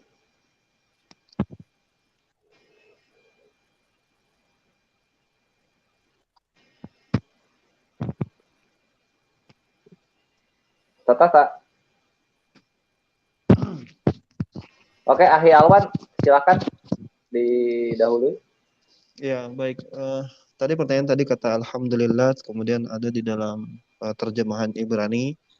Yang pertama tentu kita berpatokannya ke bahasa Arab dulu ya sebelum ke Ibrani ya. Karena Ibrani kan hanya terjemahan saja, sehingga terjemahan itu kadang-kadang tidak representatif daripada bahasa aslinya. Dan di sini menunjukkan pentingnya bahasa asli. Nah, kalau kita bicara tentang haleluya, dia mungkin berasal dari kata hillel dan yah ya. Jadi head, lamet gitu kan. Hillel, kemudian yah, yod dengan head. Jadi hillel itu sendiri tidak sama dengan alhamdu, karena hillel itu fil amr kalau dalam bahasa Arab itu. Jadi kata kerja. Pujilah Tuhan gitu. Pujilah Tuhan. Sementara alhamdu itu isim dia. Alhamdu ada alif lam di depannya berarti dia isim. Jadi segala puji bagi Allah. Jadi bedakan pujilah Tuhan dengan segala puji bagi Allah. Entahlah kalau misalnya ternyata di Ibraninya lantas diterjemahkan alhamdulillah itu seperti haleluya. Ya, Allahu a'lam bishawab. Bagaimana? Halo Pak. Itu yang yah, yaitu potongan kata-kata yah itu bukan untuk untuk secara general umum untuk Tuhan, tapi nama Tuhan dalam bahasa Ibrani. Ya, YHWH. Ya, kalau yang saya maksud itu kata hilal itu kata perintah dia. Betul kan? Fil amr, kata perintah, sehingga kalau di dalam Islam itu kalau di perintah itu begini, pujilah Tuhan dengan terpujilah Tuhan itu satu yang berbeda, itu yang saya ingin sampaikan. Terus yang masalah apokrifa, kalau masalah apokrifa saya setuju dengan Anda bahwasanya bagi kalangan Kristiani mereka kemudian menganggap bahwasanya apa ya, apokrifa itu kan tidak diakui, tidak dikanonisasi oleh gereja, nggak dikanon kan. Tapi kalau kita lihat The Lost Gospel, banyak orang menulis buku tentang kitab-kitab Injil yang tidak masuk dalam Bible. Itu benar bahwasanya seharusnya mereka diposisikan sama. Ya, apa beda apokrifa dengan kalau di gereja Katolik mereka sebutnya dengan Deuterokanonika, apa bedanya dengan yang dikanonisasi, ya kan? Terbukti misalnya mereka pun berbeda pandang tentang apa yang masuk dan apa yang tidak masuk di dalam kanon sebenarnya. Nah, jadi saya pikir saya setuju dengan antum bahwasanya kalau misalkan dia nggak mau kita bahas Barnabas misalnya, atau misalnya Injil yang lain, ya ada Injil Maria dan Injil Thomas juga salah satunya. Ada banyak. Kalau kita baca buku The Lost Gospel itu ada banyak sekali kitab buku-buku apokrifa. Yang menjadi titik anu saya itu gini. Mereka menentukan itu kemudian membuang yang lain itu kan karena perilaku mereka yang menganggap bahwasanya itu adalah heresi, bidat, ya kan? Sehingga pelaku bidat baik dia dan tulisan-tulisannya juga itu harus dibuang, harus dimusnahkan gitu. Saya pikir ya intinya saya setuju lah, betul itu. Silakan Ustaz Tata. Enggak, kalau saya ada terlalu menjawab karena memang ini kan pusat nandar kan seharusnya. Beliau lebih tahu apa maksudnya. Ya. Kalau saya hanya gini, kalau dalam Islam itu tauqif ya. Apa yang ditetapkan dalam Islam ya pakai itu. Maka saya tidak mau. Walaupun posisinya sama, saya mengatakan haleluya, saya tidak mau. Karena kita sudah tauqif. Misalnya Allah ya alhamdulillahirabbil subhanallah, alhamdulillah. Itu sudah tauqif. Ikutin yang itu. Sama seperti Yod He Vav He atau Yahweh. Itu kan Allah secara rujuk kepada Tuhan yang sama. Tapi kita tidak boleh. Ya. Kalau itu sebenarnya lebih tepatnya itu kalau harus haleluya Allah. Itu kayak kalau karena itu sudah tauqif dari Rasulullah. Gitu. Walaupun tujuannya sama. Kalau Ustaz Tata. Jadi kalau haleluya itu kalau secara bahasa Arab itu mungkin tepatnya itu ihmad. Ihmad itu kan hamida yahmadu ihmad, ya kan? Hamida yahmadu ihmad. Jadi pujilah itu dari kata Arabnya tuh ihmadullah. Jadi harusnya tuh ihmadullah. Nah, kalau haleluya itu terjemahan tepat ke bahasa Arabnya tuh ihmadullah, bukan alhamdulillah, lain dia. Iya. Ya makanya itu. Intinya yang saya tekankan itu. Enggak sama juga, iya. Kata ya, lanjut lagi. Ini chat anunya Ustaz Tahta atau punya saya yang gangguan ya? Iya. Ini Tahta ini agak delay. Sinyal ini. Ustaz Tahta agak delay ya. Oke, lanjut lagi sudah. Oke, udah ya. Itu untuk apa ini sedikit menanggapi juga yang mengenai Injil sinoptik dan juga apokrifa. Betul. Nilainya sama, dan terutama Injil Thomas itu lebih tua dari Injil sinoptik. Kalau misalnya mereka mau main tua-tuaan mengenai date of composition, Injil Thomas lebih tua dan malah lebih terkorelasi dengan Al-Qur'an. Coba. Ini Injil yang muda-muda ini sinoptik ini kenapa menjadi acuan? Mereka bilang karena tersambung sampai ke murid-murid Yesus. Mana sanadnya? Nggak bisa membuktikan. Lagi-lagi ke sana jatuhnya. Ujung-ujungnya berapologet versi Tritum. Nah, begitu. Sekarang kita lanjut ke tamu berikutnya, yaitu ada Ahi Yusuf, salah satu menerasi di Geraha Mu'alaf juga. Ahi Yusuf yang memiliki Penegak Islam Channel ini. Assalamualaikum. Ahi Yusuf, silakan jika ada pertanyaannya. Masya Allah.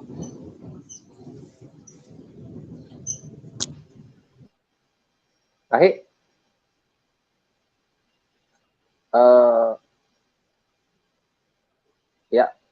terputus koneksinya. Mungkin ada tamu yang lain server di backstage. Iya, ini dia ada Raja Kuyun. Raja Kuyun, silakan dibuka mute-nya. Assalamualaikum. Waalaikumsalam warahmatullahi wabarakatuh. Muslim Waalaikumsalam juga ternyata warahmatullahi ya. wabarakatuh. Ya, silahkan pertanyaannya. Ini Pak, tentang siksa kubur. Ada beberapa ya ulama mengatakan adanya siksa kubur. Terus yang lain mengatakan tidak ada siksa kubur. Nah, nanti korelasinya setelah manusia itu mati, itu ruhnya itu kemana? Mungkin begitu saja. Terima kasih. Assalamualaikum. Oke, kalau begitu, ini sebenarnya out of topic Jauh-jauh dari sekali topik. ya. Jauh dari topik ini sebenarnya. Karena yang dibahas saat ini, Ikhwan Fillah, untuk yang di live comment terutama diingatkan ini mengenai syubhat-syubhat yang terutama datangnya ke varian-varian bacaan Al-Quran. Jadi, ada pertanyaan mungkin bisa ditanyakan, bukan mungkin lagi, diharuskan ditanyakan ke sana, begitu loh. Mengenai varian-varian bacaan Al-Quran. Tadi kalau misalnya mengenai Injil Thomas, Apokripa, itu masih masuk terkolerasi. Karena itu merupakan varian bacaan dari Biblos, bisa dikomparasikan kepada Al-Quran begitu. Nah, ada ini mungkin ada apa? Mungkin sedikit tanggapan mengenai apa yang siksa kubur itu. Setata aja dah yang bahas. Kalau misalnya ada, sambil kita menunggu tamu yang di backstage masuk juga. Iya, itu di mute, dibuka dulu sedikit. Ya. Saya baru pindah barusan. Masalah apa? Roh. Ketika mati. Ya udah. Ya roh yang. Tapi nanti nggak usah aja dulu. Kalau misalnya dibahas. Kalau ada waktu luang. Out of topic itu. Nah ini sekarang Aderion silakan. Udah mulai paham ya Aderion? Mulai paham ya? Tadi kan udah memang begini. Mengenai topik. Makanya tadi judulnya aku lihat tentang varian bacaan. Tapi kalian malah apologetika. Loh, kok bingung? Ini kok nggak sesuai dengan judul. Narasi-narasi yang kalian angkat kalian omongin dari tadi nggak ada hubungan dengan judul. Itu makanya saya heran. Makanya saya nanya kenapa banyak yang so tahu kalian.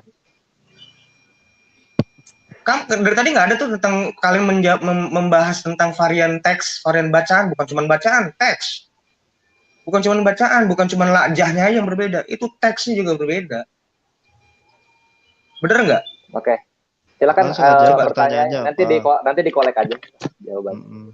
Apa yang mau ditanyakan mengenai varian bacaan Al-Quran? Itu. Ya, benar nggak? Aku mau bertanya. Benar nggak kalau Quran itu memiliki varian teks seperti yang pernah Pak Alwan ngomong sama saya di WhatsApp grup, dia juga mengakui ada varian teks. Aku mau tahu kesan bukan hanya bacaannya beda, dialek, tapi teksnya beda kan? Ada teks yang berbeda toh? Iya, benar. Nah, lalu kenapa kalian bilang kalau teks Quran itu dari ujung dunia sampai ujung dunia itu satu? Kenapa kalian bilang seperti itu? Yang bilang siapa? Kalian semua rata-rata. Saya nggak tulis nama-nama siapa aja. Saya nggak pernah. Kalau saya ada banyak, satu nama coba. Sebutkan satu nama lah, siapa? Iya, pada umumnya. Pada umumnya pada umumnya banyak orang. Pada banyak orang-orang awam. Oke, kalau begitu dicukupkan saja. Bukan di orang apologet. Pertanyaanku itu. Iya. Kalian akui nggak? Nih, sebentar. Kalian akui nggak kalau Quran itu memiliki teks-teks yang banyak? Itu pertanyaan saya. Sesuai dengan. Ya, bisa dicukupkan ya pertanyaannya ya dari Aderion ini untuk narasumber dan Ikhwan Fillah ini ditegaskan lagi pertanyaan Aderion adalah kita berarti kaum muslim mengakui nggak bahwa Al-Quran itu teksnya berbeda? Ini sebenarnya pertanyaan menjebak. Ini sebenarnya pertanyaan menjebak. Kita akan menjabarkan lebih jauh. Maksudnya itu berbeda itu seperti apa? Karena teks Al-Quran dari dulu sampai sekarang sab'atu ahruf itu sama, nggak berbeda. Nah, silakan, Tafadhol Ustaz Tata. Oke, saya udah pakai headset, kedengaran nggak? Jelas. Lanjut. Karena saya pindah ini, tadi tidak ada sinyal tadi. Ya. Jadi signalnya pindah-pindah juga ya? Nah, signalnya pindah-pindah juga Pak Ustaz Tata. Iya. Jadi gini, yang perlu diketahui, Al-Quran itu ya, itu turunnya memang satu. Tidak ada versi-versi. Nah, ibaratkan gini, Rasulullah itu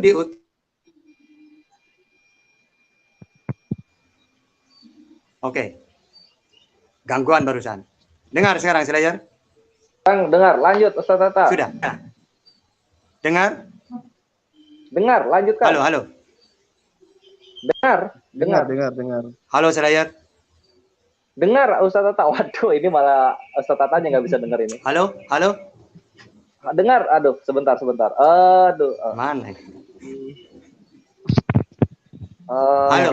Benar kan? Pindah-pindah kan ininya? Apa namanya? Iya. Halo. Ustaz Tata. Iya, enggak. Barusan jadi patung semua. Mendengar. Kan kalau saya ngomong nanti tidak didengarkan. Percuma nanti. Enggak. Suaranya masuk jelas suaranya. Tapi jadi gini, kita ke Ustaz Tata yang perlu nggak diketahui, masuk. kita harus tahu definisi qiraah sab'ah apa. Proses terjadinya gimana? Aduh. Ya, Ivan Villa, inilah Giro Ustaz Tata ini mesti kita apresiasi ya, karena walaupun di daerahnya sinyalnya sangat susah gitu untuk dijangkau sehingga bisa memberikan yang lancar gitu, tapi dia tetap berusaha. Ini sudah berpindah tempat 1 sampai 2 kali Pak ini untuk mendapatkan sinyal yang lancar. Nah, sambil kita menunggu, Ahinawan mungkin bisa menyambung dahulu. Oh iya, saya. Oke. Jadi gini, kalau ada Rian itu tanya, tadi kan dia berasumsi bahwasanya kalian itu kita semua atau masyarakat umum terus berubah lagi jadi orang awam katanya, itu tidak tahu tentang varian-varian Quran ini. Ini kan jadi kayak asumsi pribadi gitu. Nah, biar tidak berasumsi saya jelaskan ke Aderion bahwasanya varian bacaan dalam Al-Quran ini, atau kita sebut dengan qiraatus sab'ah, kadang-kadang disebut dengan qiraat asyara, itu sudah ada dari sejak zaman dahulu gitu. Sudah ada sejak zaman dahulu. Dulu ada namanya Ibnu Qudamah, punya buku namanya Kitabul Asyara, Kitabus Sab'ah. Itu buku yang ditulis para ulama dahulu tentang syariat. Sebelum Ibnu Qudamah juga ada banyak gitu. Dijelaskan oleh Al-Imam Suyuti dalam Al-Itqan fi Ulumil Quran misalnya. Gimana ya, kalau ada orang yang tidak tahu menahu tentang ilmu tersebut, jangan salahkan ilmunya tetap di sana. Yang tidak tahu itulah yang harus diedukasi, diajarin, termasuk Aderion misalnya yang mungkin baru dengar masalah itu. Mungkin sebenarnya merujuk ke Aderion sendiri nih, dia nggak tahu, terus bilang kita yang bilang Quran itu tidak berubah-berubah. Jadi, tapi Quran itu ya diturunkan dalam berbentuk ahruf itu, atau disebut sab'ah ahruf itu adalah merupakan bentuk dari kemudahan yang Allah berikan kepada umatnya. Karena kan kita punya dialek-dialek beda-beda, lahjah beda-beda. Nanti Ustaz Tata tambahkan. Kesimpulannya apa nih? Kesimpulannya ada Rion, varian bacaan Quran itu ada bahkan sejak zaman Rasulullah SAW. Kalau buktinya, ayo ngopi sama-sama kita lihatkan buktinya. Ke Ustaz Tata lagi, balik silakan. Ya, Tafadhol Tata ditambahkan. Oke. Jadi gini ya.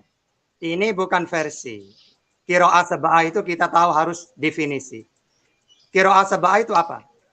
Definisinya adalah cara membaca Al-Qur'an dengan dialek Arab yang ditetapkan oleh Rasulullah. Itu qiraah sab'ah. Nah, pertama, Quran itu memang apakah turun dengan dialek berbeda? Enggak. Makanya kata Imam Zarkasi dalam kitab Burhan, Jibril menurunkan Al-Quran, ini bahasanya satu. Nah, karena memang pertama Rasulullah diutus di Mekah, ya, lahir di Mekah, bahasa memakai Quraisy. Ini enak, semuanya menangkap bahasa itu. Tapi ketika hijrah ke Madinah, banyak suku-suku yang sulit. Sebentar. Untuk yang baru masuk, siapa ini? Pak Sinyo Saputra, mohon di-mute dulu. Pak Sinyo Saputra, ya, mungkin di backset dulu ya Pak Sinyo ya, karena ini ada echo feedback dari device-nya Pak Sinyo. Ya, silakan Tata lanjut. Nah, lalu ketika Rasulullah hijrah ke Madinah dan Islam tersebar kemana-mana, maka disitulah banyak kesulitan. Karena ada orang yang buta huruf, tua, anak kecil, yang mana kalau sudah keluar dari Mekah, maka mereka sulit. Makanya Rasulullah itu dalam hadis itu, falam azal astajiduhu. Ya Allah, saya minta maaf. Tolong Al-Quran itu diturunkan dalam 7 ahruf. Maksudnya apa? Bukan hanya Quraisy gitu loh. Tapi Al-Qur'an itu ya Quraisy gitu loh. Nah, tapi nanti bahasa Quraisy itu bisa kita memakai huruf-huruf yang mereka tidak bisa. Misalnya dialek. Kalau dialek kan gampang ya. Misalnya saya mau kemana? Kalau orang Jakarta, saya mau kemana? Boleh nggak? Karena saya tidak biasa pakai A. Boleh. Nah, itu namanya qiraah sab'ah. Nah, atau dalam segi huruf. Makanya orang Arab itu, orang Quraisy, la yuhammis. Ya, tidak biasa pakai hamzah.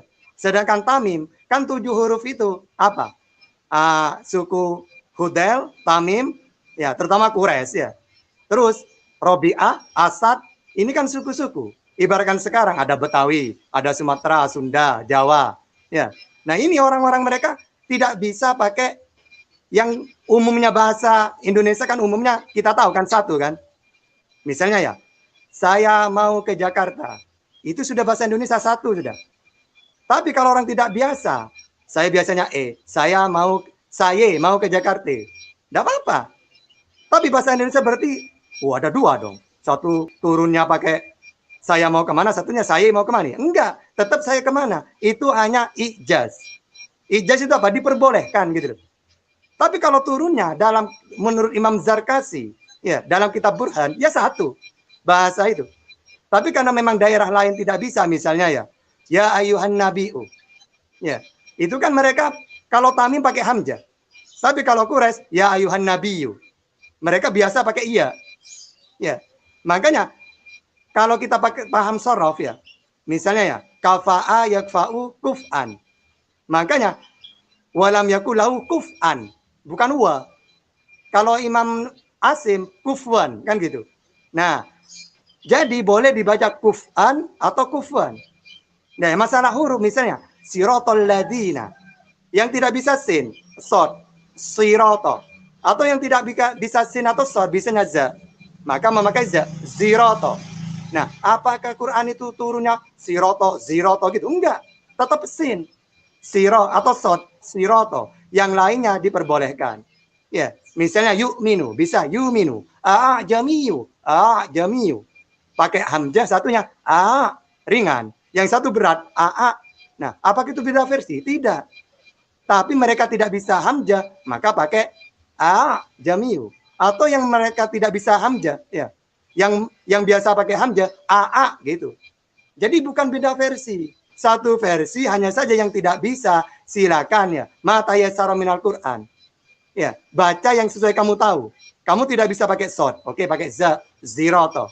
Oke, kamu tidak bisa pakai kufuan, pakai kuf'an. Kamu tidak biasa pakai saya, ya pakai saya, tidak apa-apa. Apakah itu bahasa itu Indonesia itu banyak? Tetap satu. Yang lain itu cuma diperbolehkan.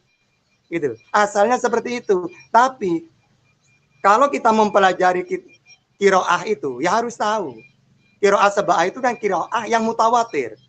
Ya, ibaratkan hadis. Hadis itu sahih, hasan, dhaif. Qiraah juga gitu, qiraah sab'ah, terus masyhur, syad.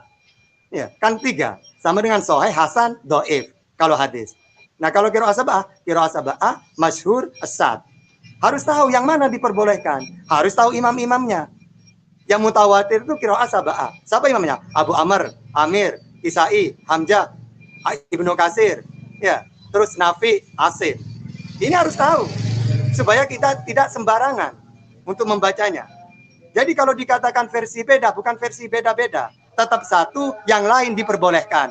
Membaca sesuai mata yassara minal Qur'an yang kamu bisa. Gitu. Intinya seperti itu. Ayo. Sudah selesai. Ya, saya silakan tambahkan. Jika ada yang tambahkan. Ya. Jadi Aderian itu mungkin bertanya artinya beda, ya kan?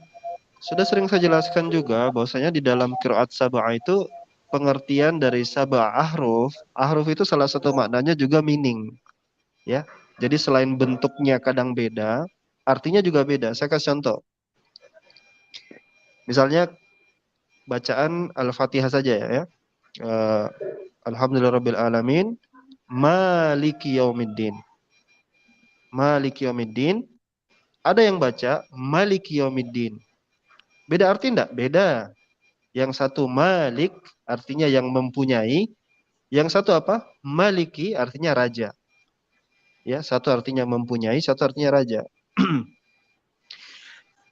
Maka yang satunya maliki dan yang satunya raja dijelaskan oleh para ulama dengan di dalam buku yang antiquity, buku kuno yang sudah lama, penjelasan itu adalah dalam rangka memperkaya maknanya. Jadi salah satu hikmah dari sab'a ahruf itu, ingat ahruf itu salah satu arti huruf, itu bukan berarti huruf hijaiyah, huruf alfabet, bukan.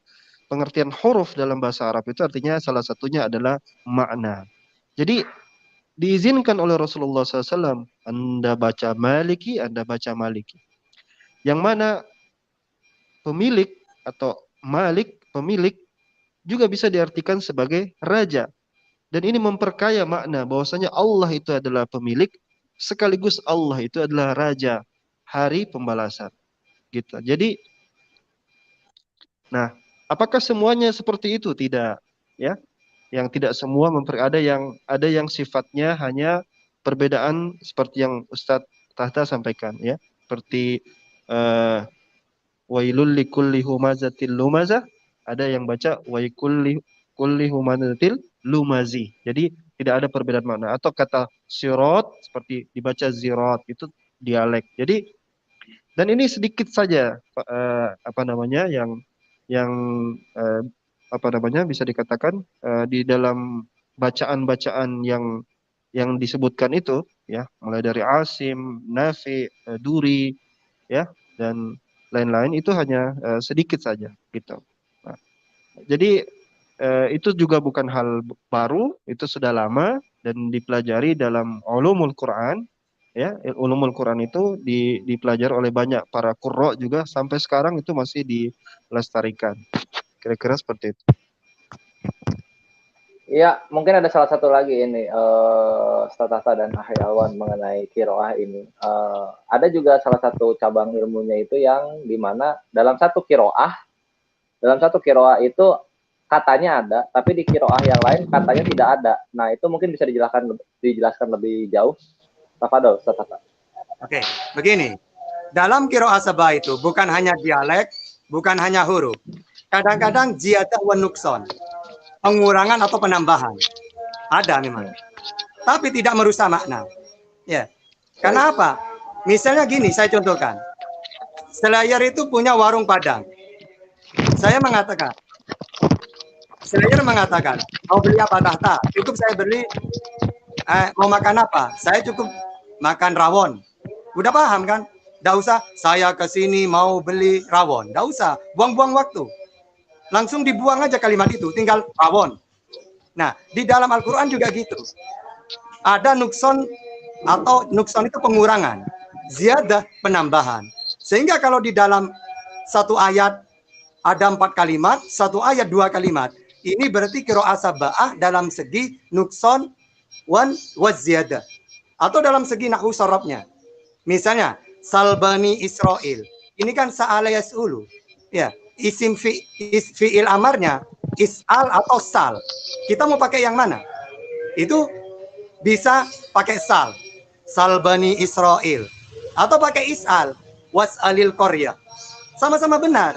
Berarti kalau ada perbedaan itu qiraah sab'ah dalam segi nahwu dan sorobnya. Tapi maknanya sama. Begitu juga ketika ada pengurangan. Yang satu kalimatnya 4. Misalnya ada huwanya. Yang satu tidak ada. Itu namanya yang berupa qiraah yang berupa nukson, pengurangan. Tapi kalau ingin tahu ya Utsmani itu sudah. Masalah nanti selain Utsmani ada pengurangan, berarti qiraah dalam segi nukson, pengurangan. Ya, atau ziyadah, penambahan. Gitu. Tapi tidak merusak makna. Gitu ya. Memang banyak. Kalau kita jelaskan ya, itu membahas qiraah sab'ah itu panjang banget. Karena memang bukan hanya segi dialek, wadduha, walaili idza saja, bukan hanya itu. Ada juga pengurangan penambahan, ada juga nahwu sorob dan nahwunya. Ya, ada juga dalam segi karena tidak bisa mengucapkan huruf itu. Nah, ada semua itu. Sehingga mereka mau pakai tanya yang mana? Tinggal saya jawab. Kenapa dia yang gini? Oh, itu namanya nukson wa ziyadah. Ini kok kenapa kok satunya E, satunya A? Oh, itu dialek. Ini kenapa kok pakai hamzah, kok pakai wawu? Oh, itu namanya apa? Karena memang mempermudah ijaz, pembolehan. Ya tinggal contohnya yang mana, monggo, kan gitu. Tinggal saya jawab, oh ini yang berupa ini, tinggal gitu aja. Oke, silakan. Di monggo, digitu-gitu nanti ada Rion. Kalau bagian. Awan ada yang mau ditambahkan lagi? Iya, kalau inti dari kesimpulan itu saja, bahwasanya yang pertama harus diketahui bahwasanya Quran yang diturunkan Allah ini itu dibolehkan dalam beberapa ahruf tadi. Perubahan-perubahan ahruf tadi itu harus dimaknai sebagai bentuk kemudahan. Jadi ada yang perbedaan itu karena dimudahkan oleh Allah supaya orang yang gak bisa bilang shot jadi bisa juga membaca Quran. Dan ini semua diawali setelah hijrah ke Madinah kan, di mana Rasulullah SAW meminta kepada Jibril untuk dimudahkan karena ada yang memang susah untuk menyebut huruf dari aksennya. Yang kedua, hikmah yang kedua adalah bagaimana Allah juga memperkaya makna daripada ayat itu sendiri gitu. Intinya dua itu saja sih sebenarnya itu qiraat itu. Iya, kalau begitu dicukupkan saja untuk kiroah ini ya. Begitu jadi ada Rion mengenai apa? Mengenai kiroah ini. Yang jelas dari hamba pribadi menambahkan standingnya untuk varian teks Al-Quran itu ada dan dibatasi begitu. Legal standingnya ada. Iya. Kalian Yohanes Adulterae ayat apa? Yohanes 11 ayat 54 sampai Yohanes 12 ayat 11 itu bisa hilang, legal standingnya ilegal itu. Itu yang membedakan gitu loh. Itu yang membedakan mana yang jelas, mana yang nggak jelas mengenai varian-varian. Gitu. Dan sudah dijelaskan juga oleh Ustaz Tata dan ilmunya ada mengenai kiroah ini. Jika ilmunya ada, maka legal standingnya ada. Legal standingnya di mana? Di hadis Rasulullah. Tumpah-tumpah itu legal standingnya. Begitu loh. Ini yang membedakan mana yang legal, mana yang nggak legal mengenai varian-varian. Gitu ada Rion. Jadi ya kalau misalnya mau membawakan syubhat ini, kami juga tidak akan bosan menjawab lagi dan lagi karena ilmunya ada. Sekarang mari kita lanjut untuk pertanyaan berikutnya kepada Bro Arif SN Pejuang Subuh. Shalom atau assalamualaikum ini? Assalamualaikum. Waalaikumsalam. Sebenarnya banyak tadi yang saya mau tanyakan kepada Ustadz Tahta, tapi berhubung tadi sudah dijawab semua, saya hanya sedikit mau menambahkan Ustadz Tahta, ya bukan menambahkan sih, tapi juga menjadi pertanyaan bagi saya. Karena saya juga pernah baca Quran itu, saya lupa ayatnya apa, di surah apa itu, ada kalimat majreha dan majroha gitu. Jadi itu ada pengucapan lafaz yang berbeda, tapi memang itu enggak ada arti rubah makna ya Ustaz. Jadi kalau yang sering saya dengar di channel YouTube Kristen itu dia mengobok-obok tentang ayat Quran itu bahwa ternyata Quran tidak sama, ternyata Quran tidak asli. Dia tunjukkan, saya kebetulan nggak mencatat apa yang dia tuduhkan, jadinya bahwa kalau saya lihat hurufnya itu sama, semuanya sama, cuman takwinnya itu berbeda, tapi maknanya mungkin sama ya. Jadi kalau seperti tadi saya majreha dan majroha, tapi maknanya sama. Itulah aja Ustaz. Terima kasih. Assalamualaikum. Waalaikumsalam warahmatullahi wabarakatuh. Enggak. Gimana sebenarnya? Ya, siapa mungkin bisa di-drop. Saya soalnya feedback selayar langsung dijawab. Ditanggapi, direspon. Soalnya itu bukan sebuah pertanyaan, tapi lebih ke penegasan. Itu sebenarnya dalam Al-Qur'an itu ada yang namanya sattah ya, atau imalah ada. Ini namanya goroib dalam Al-Qur'an. Misalnya bismillahirrahmanirrahim. Bukan majroha ya. Itu namanya sittah. Kalau imalah itu gini. Ibaratkan gini. Mim marqadina hada. Nah itu sittah. Jadi berhenti tanpa nafas. Mim marqadina hada ma wa'ada rahman sadaqal mursalun gitu dia. Nah, itu namanya sita. Kalau imalah itu baca miring. Misalnya A dibaca E. Bismillahirrahmanirrahim, bukan majroha. Kalau orang nggak bisa ro kan dibaca ro. Ternyata ini sata. Ya. Kayak imalah. Namanya baca E. Jadi kalau sampai menemukan ayat Quran Bismillahirrahmanirrahim re. Karena itu imalah namanya. Bukan majroha. Kalau Slayer mungkin baca Bismillahirrahmanirrahim karena ro. Padahal itu majare. Itu namanya imalah, ya. Itu aja itu. Ya, dibaca E intinya. Ayat itu. Itu namanya tauhid. Iya. Kalau pertanyaan soal itu tuh pertanyaan tajwid itu. Benar itu. Kata Ustaz Tata itu tajwid. Jadi kayak imalah itu. Imalatun nutqi bainal fathah wal kasrah. Jadi antara fathah dan kasrah itu di apa nih saya tata diterkik dicondongkan gitu. Jadi kayak kita A dan alif dan kasrah ya tengah-tengahnya jadi E gitu. Nah, jadi mujraha dibaca majreha. Oke, cukuplah, lanjut lagi ke siapa gitu. Oke, kalau begitu ya Ivan Villa itu sangat menjawab sekali ya mengenai apa ternyata yang dibahas oleh Tritung di videonya itu hanya masalah tajwid. Hanya masalah tajwid yang dimana anak-anak yang di TPA juga paham gitu menjawabnya bagaimana. Nah, untuk muslim-muslim yang awam mengenai kiroah ini mungkin bisa dilampirkan di live comment begitu.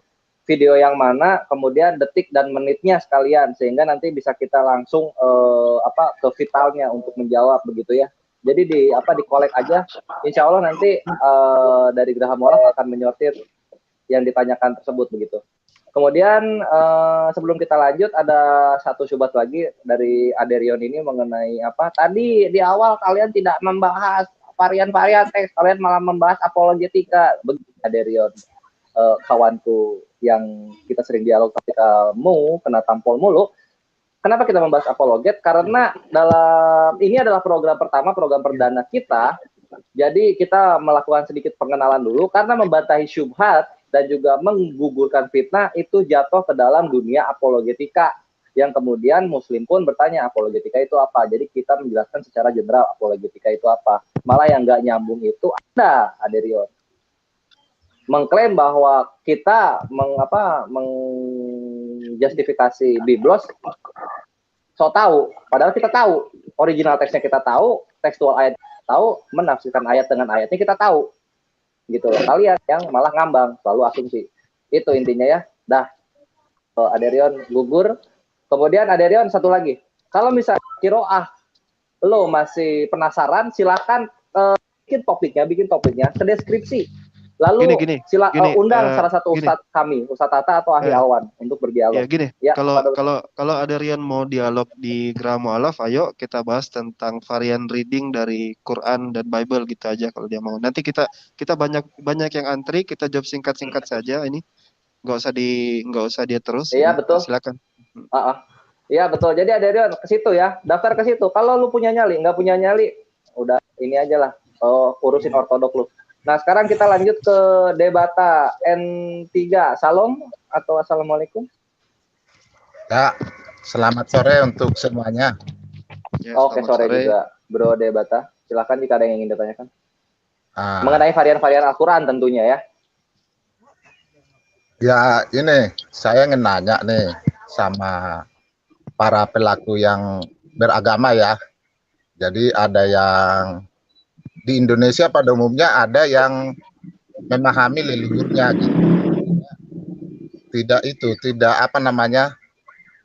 Tidak memeluk satu agama. Menurut pandangan kalian, apa yang terjadi kalau mereka tidak punya agama? Karena bagi mereka agama itu sangat tidak adil gitu ya.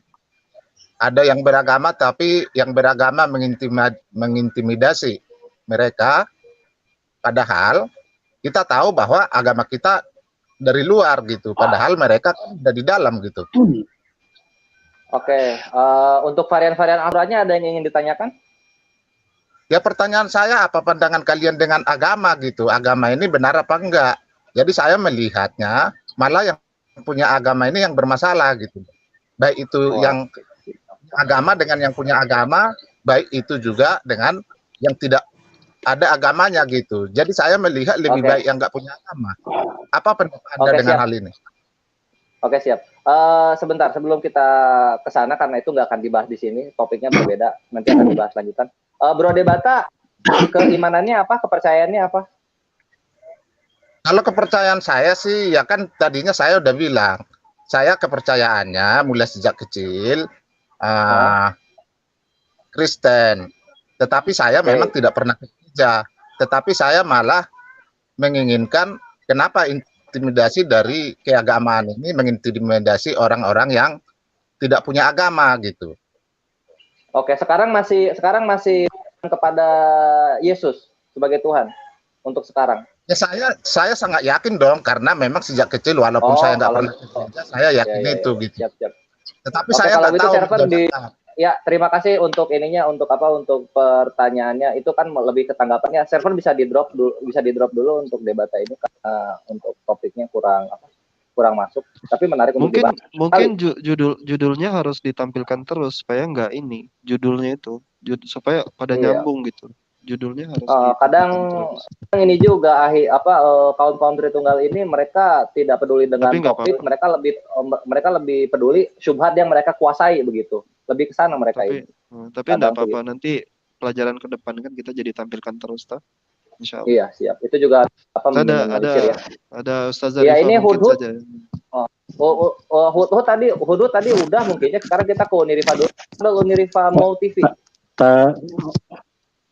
Iya, kita ke Unirifa dulu. Sebentar ya, Bro Hudhud. Assalamualaikum. Saya mau nyimak nanti kalau enggak Uni hanya mau nyimak, mana tahu nanti seandainya ada pertanyaan, Uni bisa menjawab juga kan, sebagai muslimah kita wajib gitu menjawab ya. Uni juga menyertai aja, kalau pertanyaan insya Allah Uni tidak ada.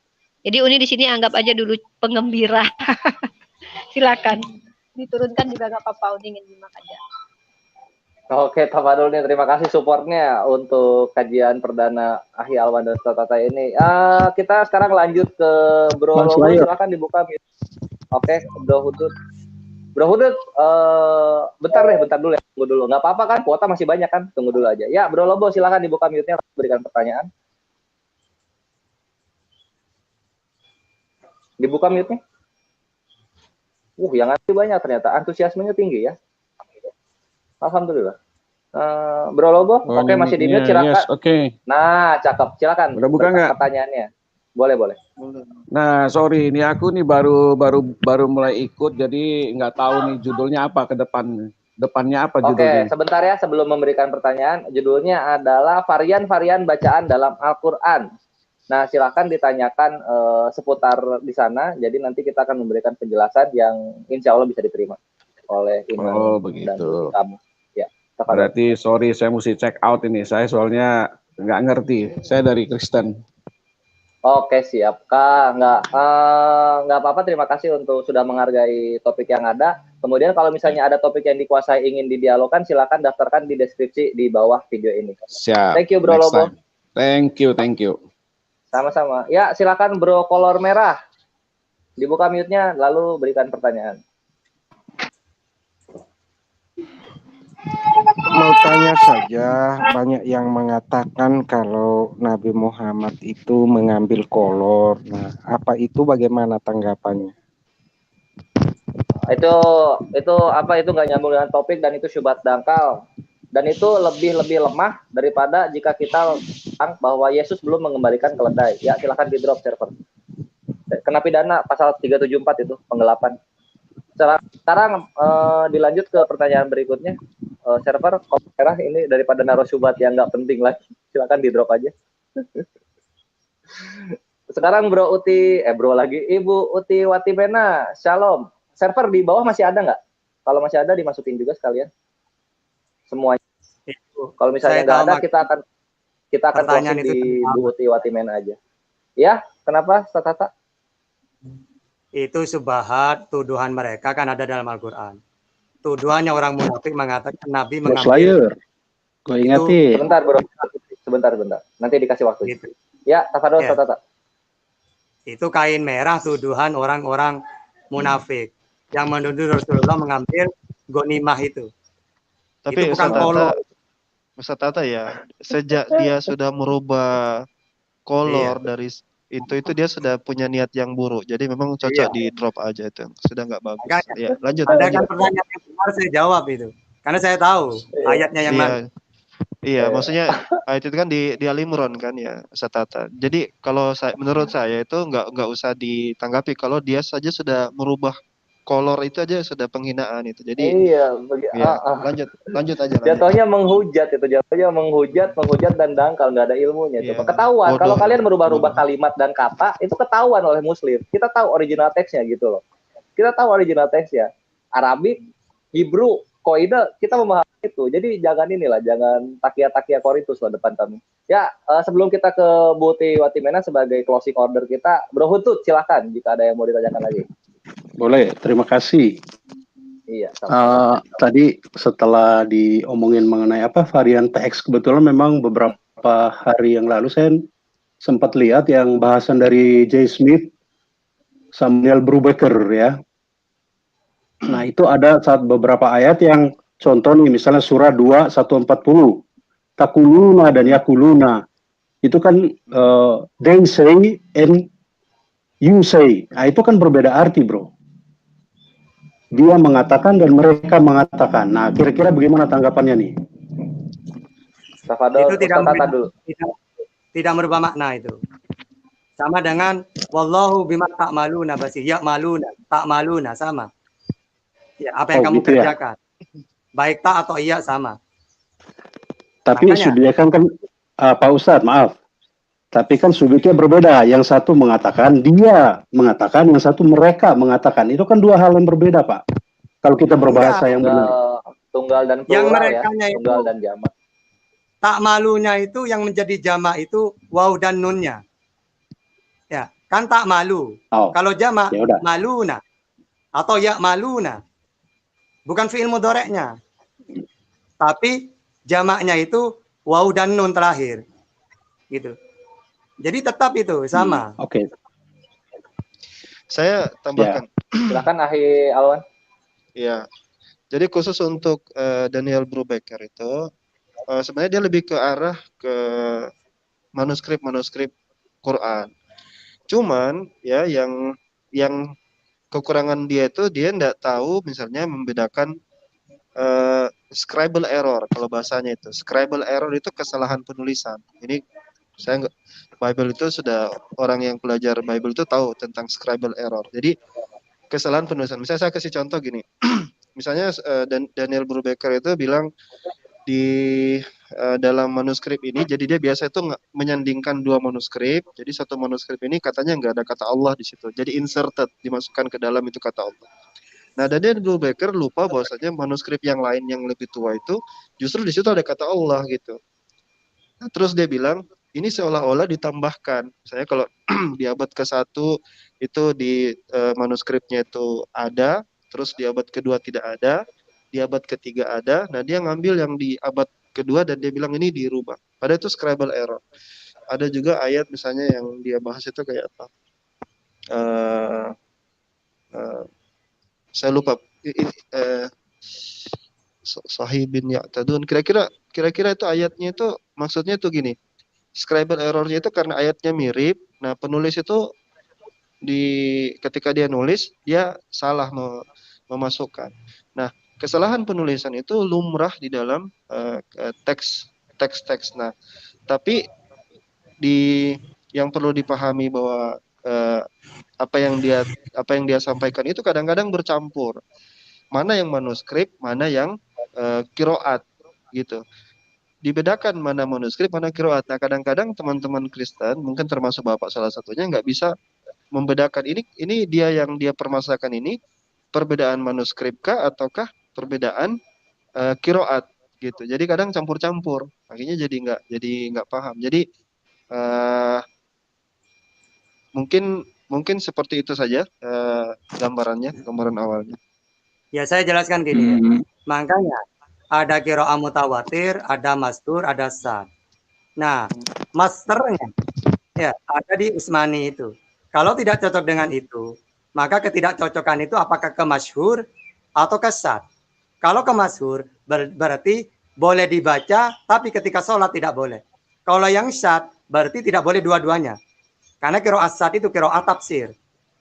Nah, sekarang kita kan punya patokan sudah. Punya master, yaitu Utsmani. Tidak Pakai cocok bahasa dengan ini, itu.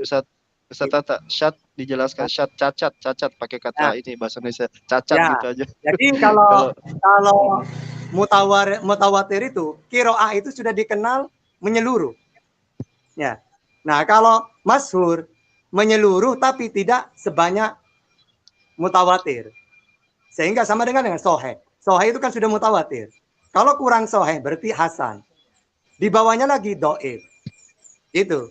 Jadi syad itu ibaratkan qiraah yang tidak bisa dibaca sudah. Baik untuk sholat, untuk membaca Quran. Sehingga kalau ada perbedaan, kita bagi orang awam seperti kita, cukup baca Utsmani. Jangan baca yang beda itu.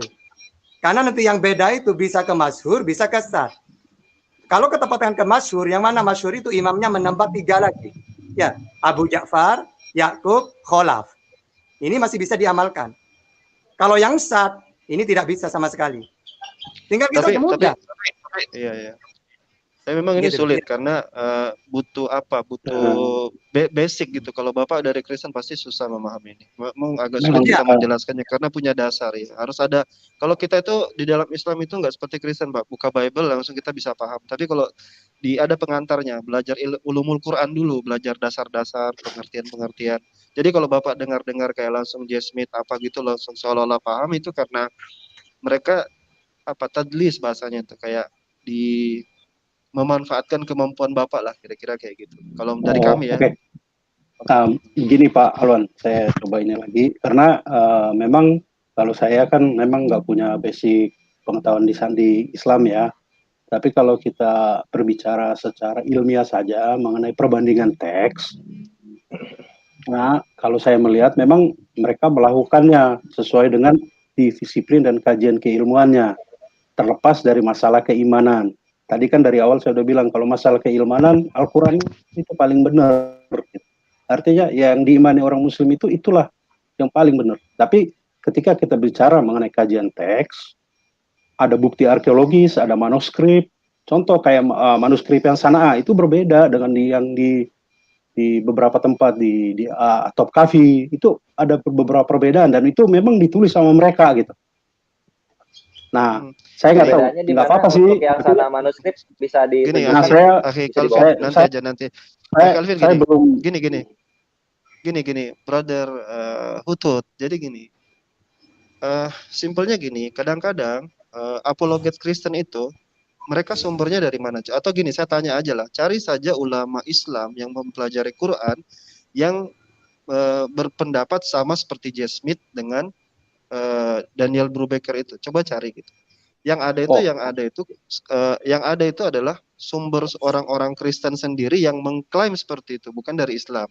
Kebalikannya, ketika kita bicara varian teks di Bible, yang berbicara itu orang pakar Bible sendiri gitu. Jadi tolong dipahami ketika kami berusaha untuk menjelaskan kepada Anda, ketika Anda mengatakan mereka itu berbicara di atas ilmu misalnya, berbicara di atas itu, kalau Anda berpihak ke mereka, maka Anda akan membenarkan itu. Tapi coba untuk melihat bantahan dari sisi Islam.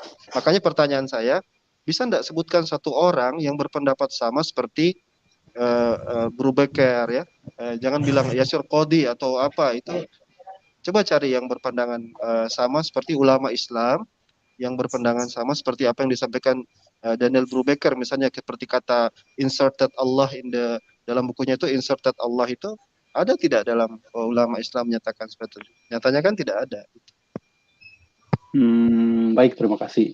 Memang selama ini kan yang dari ilmuwan Islam sendiri yang khusus menggali tentang manuskrip kuno ini kan kita belum melihat mereka bersuara. Kita nggak tahu apakah sebentar dulu Pak Alvan, sebentar dulu, maaf ya. Sebentar dulu, mohon maaf. Nah, memang yang kita tahu bahwa Yasir Qadhi sendiri, saya nggak tahu nih, Yasir Qadhi ini seorang Muslim apa bukan, dia mengakui ada hole in narratives dalam Al-Quran. Tetapi, buat saya itu nggak jadi masalah kalau itu masalah teks, tapi kalau masalah keimanan, itu 100% yang sekarang itu benar Al-Quran. Sekarang kita omong tentang teks. Sehingga, masalah hole in narrative itu adalah seorang Islam seperti Yasir Qadhi kan dia omong juga, tapi kemudian dibully sama semua teman-teman yang lain. Banyak ke dalam dunia apologet ini.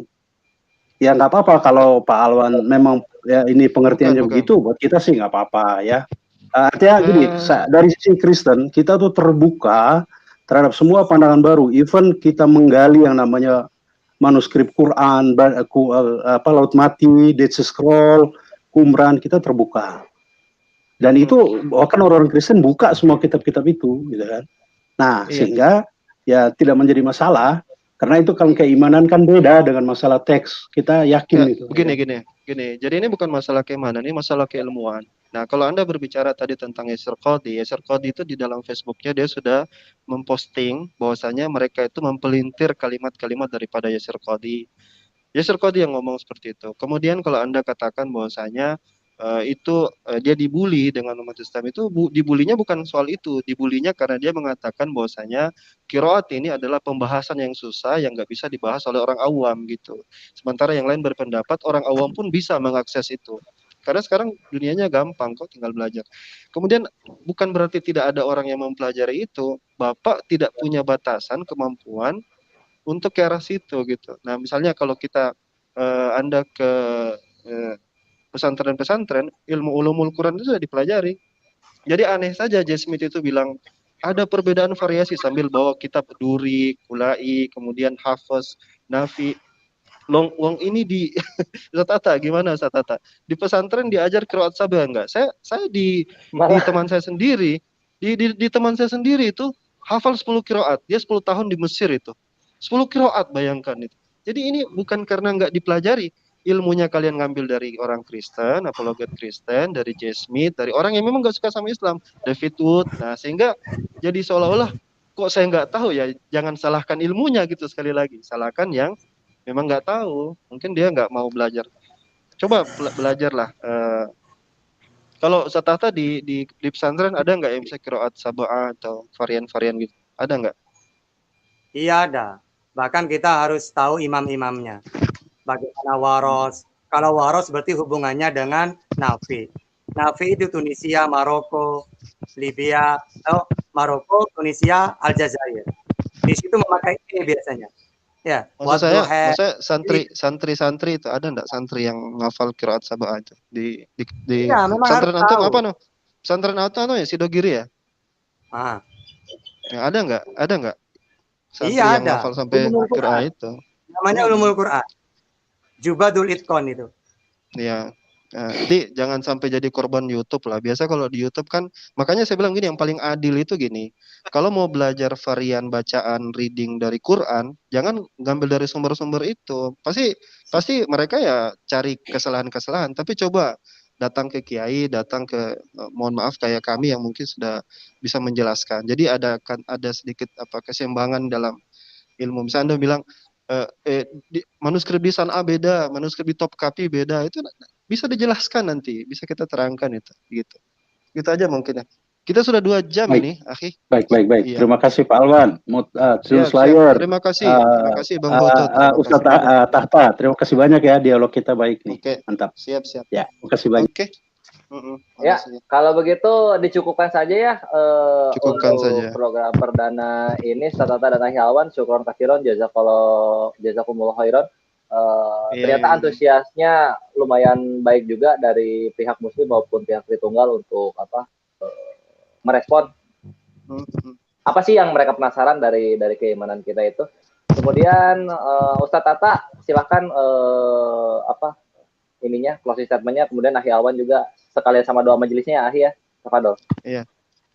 Saya dulu lah, nanti Ustadz Tata sekalian doa. Oh iya, gitu. Ahi Alwan dulu, baru nulis Ustadz Tata. Kalau bagian doa ampun saya ini. Tapi ya, jadi yang pertama saya sangat terima kasih ya Ustadz Tata sudah mau gabung di sini. Ustadz Tata ini, buat banyak yang tidak tahu, beliau ini sehari-harinya itu di pesantren. Jadi saya terus terang ya, dulu kepingin juga pesantren tapi gagal Ustadz Tata. Jadi saya tuh akhirnya jadi kayak apa istilahnya talaki aja gitu, talaki. Jadi nggak mondok tiap hari, jadi lari-lari. Jadi saya alhamdulillah bersyukur sekali bisa bersama-sama dengan Ustadz Tata di sini, dan mudah-mudahan ini bisa jadi acara yang bisa membuka pikiran ya teman-teman, baik muslim atau non muslim, bahwa kita insya Allah itu akan ada sesi di mana kita terus akan membahas subhat-subhat, tuduhan-tuduhan yang diberikan dari luar untuk Islam. Dan makanya tadi kita sedikit sekali ngebahas Bible, kita tidak nyinggung Bible, meskipun bisa saja kita langsung kait-kaitkan ke sana, tapi kita sekarang ini dalam acara yang lagi concern membahas tentang Quran. Mungkin nanti judulnya mudah-mudahan lebih menarik lagi.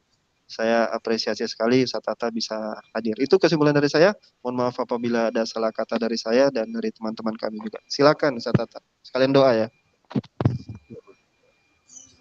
Jadi terakhir dari kami ya, saya bersyukur ya, jadi dari yang junior diangkat menjadi senior sekarang, ya, bisa menemani guru saya sendiri ya.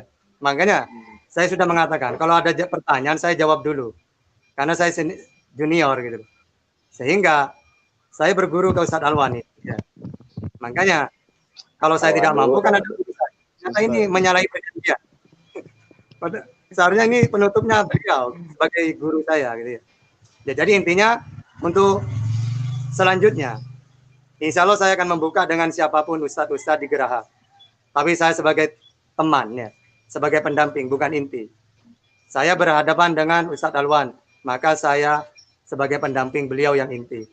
Berhadapan dengan Ustadz Nandar, saya sebagai teman bukan inti, pembantu lah ya, gitu. Nah, saya di bidang subhat-subhat, baik Al-Quran, secara umum tentang Islam, apa saja. Gitu ya. Tapi harus ditemani dengan Ustadz juga. Gitu. Nanti saya tidak bisa jawab gimana. Gitu ya. Kalau masalah tentang subhat-subhat, saya siap diundang, ya, karena memang ini memang rumah saya yang pertama, ya. Terus saya merasa tidak mampu, akhirnya saya mengembara. Gitu ya. Nah, sekarang. Ya, sudah, pokoknya sekarang jangan kemana-mana lagi sudah ya. Di sini nih, duduk manis ya. Stay, tetap di sini. Kajian, kasih terus. Ya. Tetap berjalan semua, kayak ini dakwah ya. Baik di WA atau dimanapun, kalau saya dibutuhkan. Tapi ini bagi saya tempat penghormatan ya. Tahta saya di sini. Itu saja ya. Kita akhiri mudah-mudahan apa yang kita musyawarahkan ya atau kita tadi bahas, mudah-mudahan barokah, dapat ridho dari Allah dan juga manfaat untuk orang-orang banyak, terutama yang setia menyimak Geraha Mu'allaf ya. Ya kita akhiri dengan kafaratul majelis ya. Subhanakallahumma wa bihamdika asyhadu an la ilaha illa anta astaghfiruka wa atubu ilaik. Nah, oke, saya serahkan kepada Slayer untuk menutup. Ya, terima kasih Ahina Awan dan juga Ustaz Zina Tahta. Syukur sudah memberikan kajian yang full ulumul Quran ya, karena inilah yang dibutuhkan gitu, karena selain apologet yang terus ofensif mengcounter attack, ada juga yang defensif dan tebal temboknya, yaitu berdua lah tembok kita ini dalam membentengi syubhat ini. Dan untuk Ivan Filah yang mensupport terus Geraha Mu'allaf, hamba ucapkan syukur kasih juga support kendaraan dakwah Geraha Mu'allaf ini, karena dari Geraha Mu'allaf ini ya seperti yang Ustaz Tata bilang, semua apologet terbaik di Indonesia insya Allah akan berkumpul di sini dan menjadi menara syiar dalam membentengi umat. Sekian dari Lillahi taufiq wal hidayah. Wassalamualaikum warahmatullahi wabarakatuh. Waalaikumsalam warahmatullahi wabarakatuh.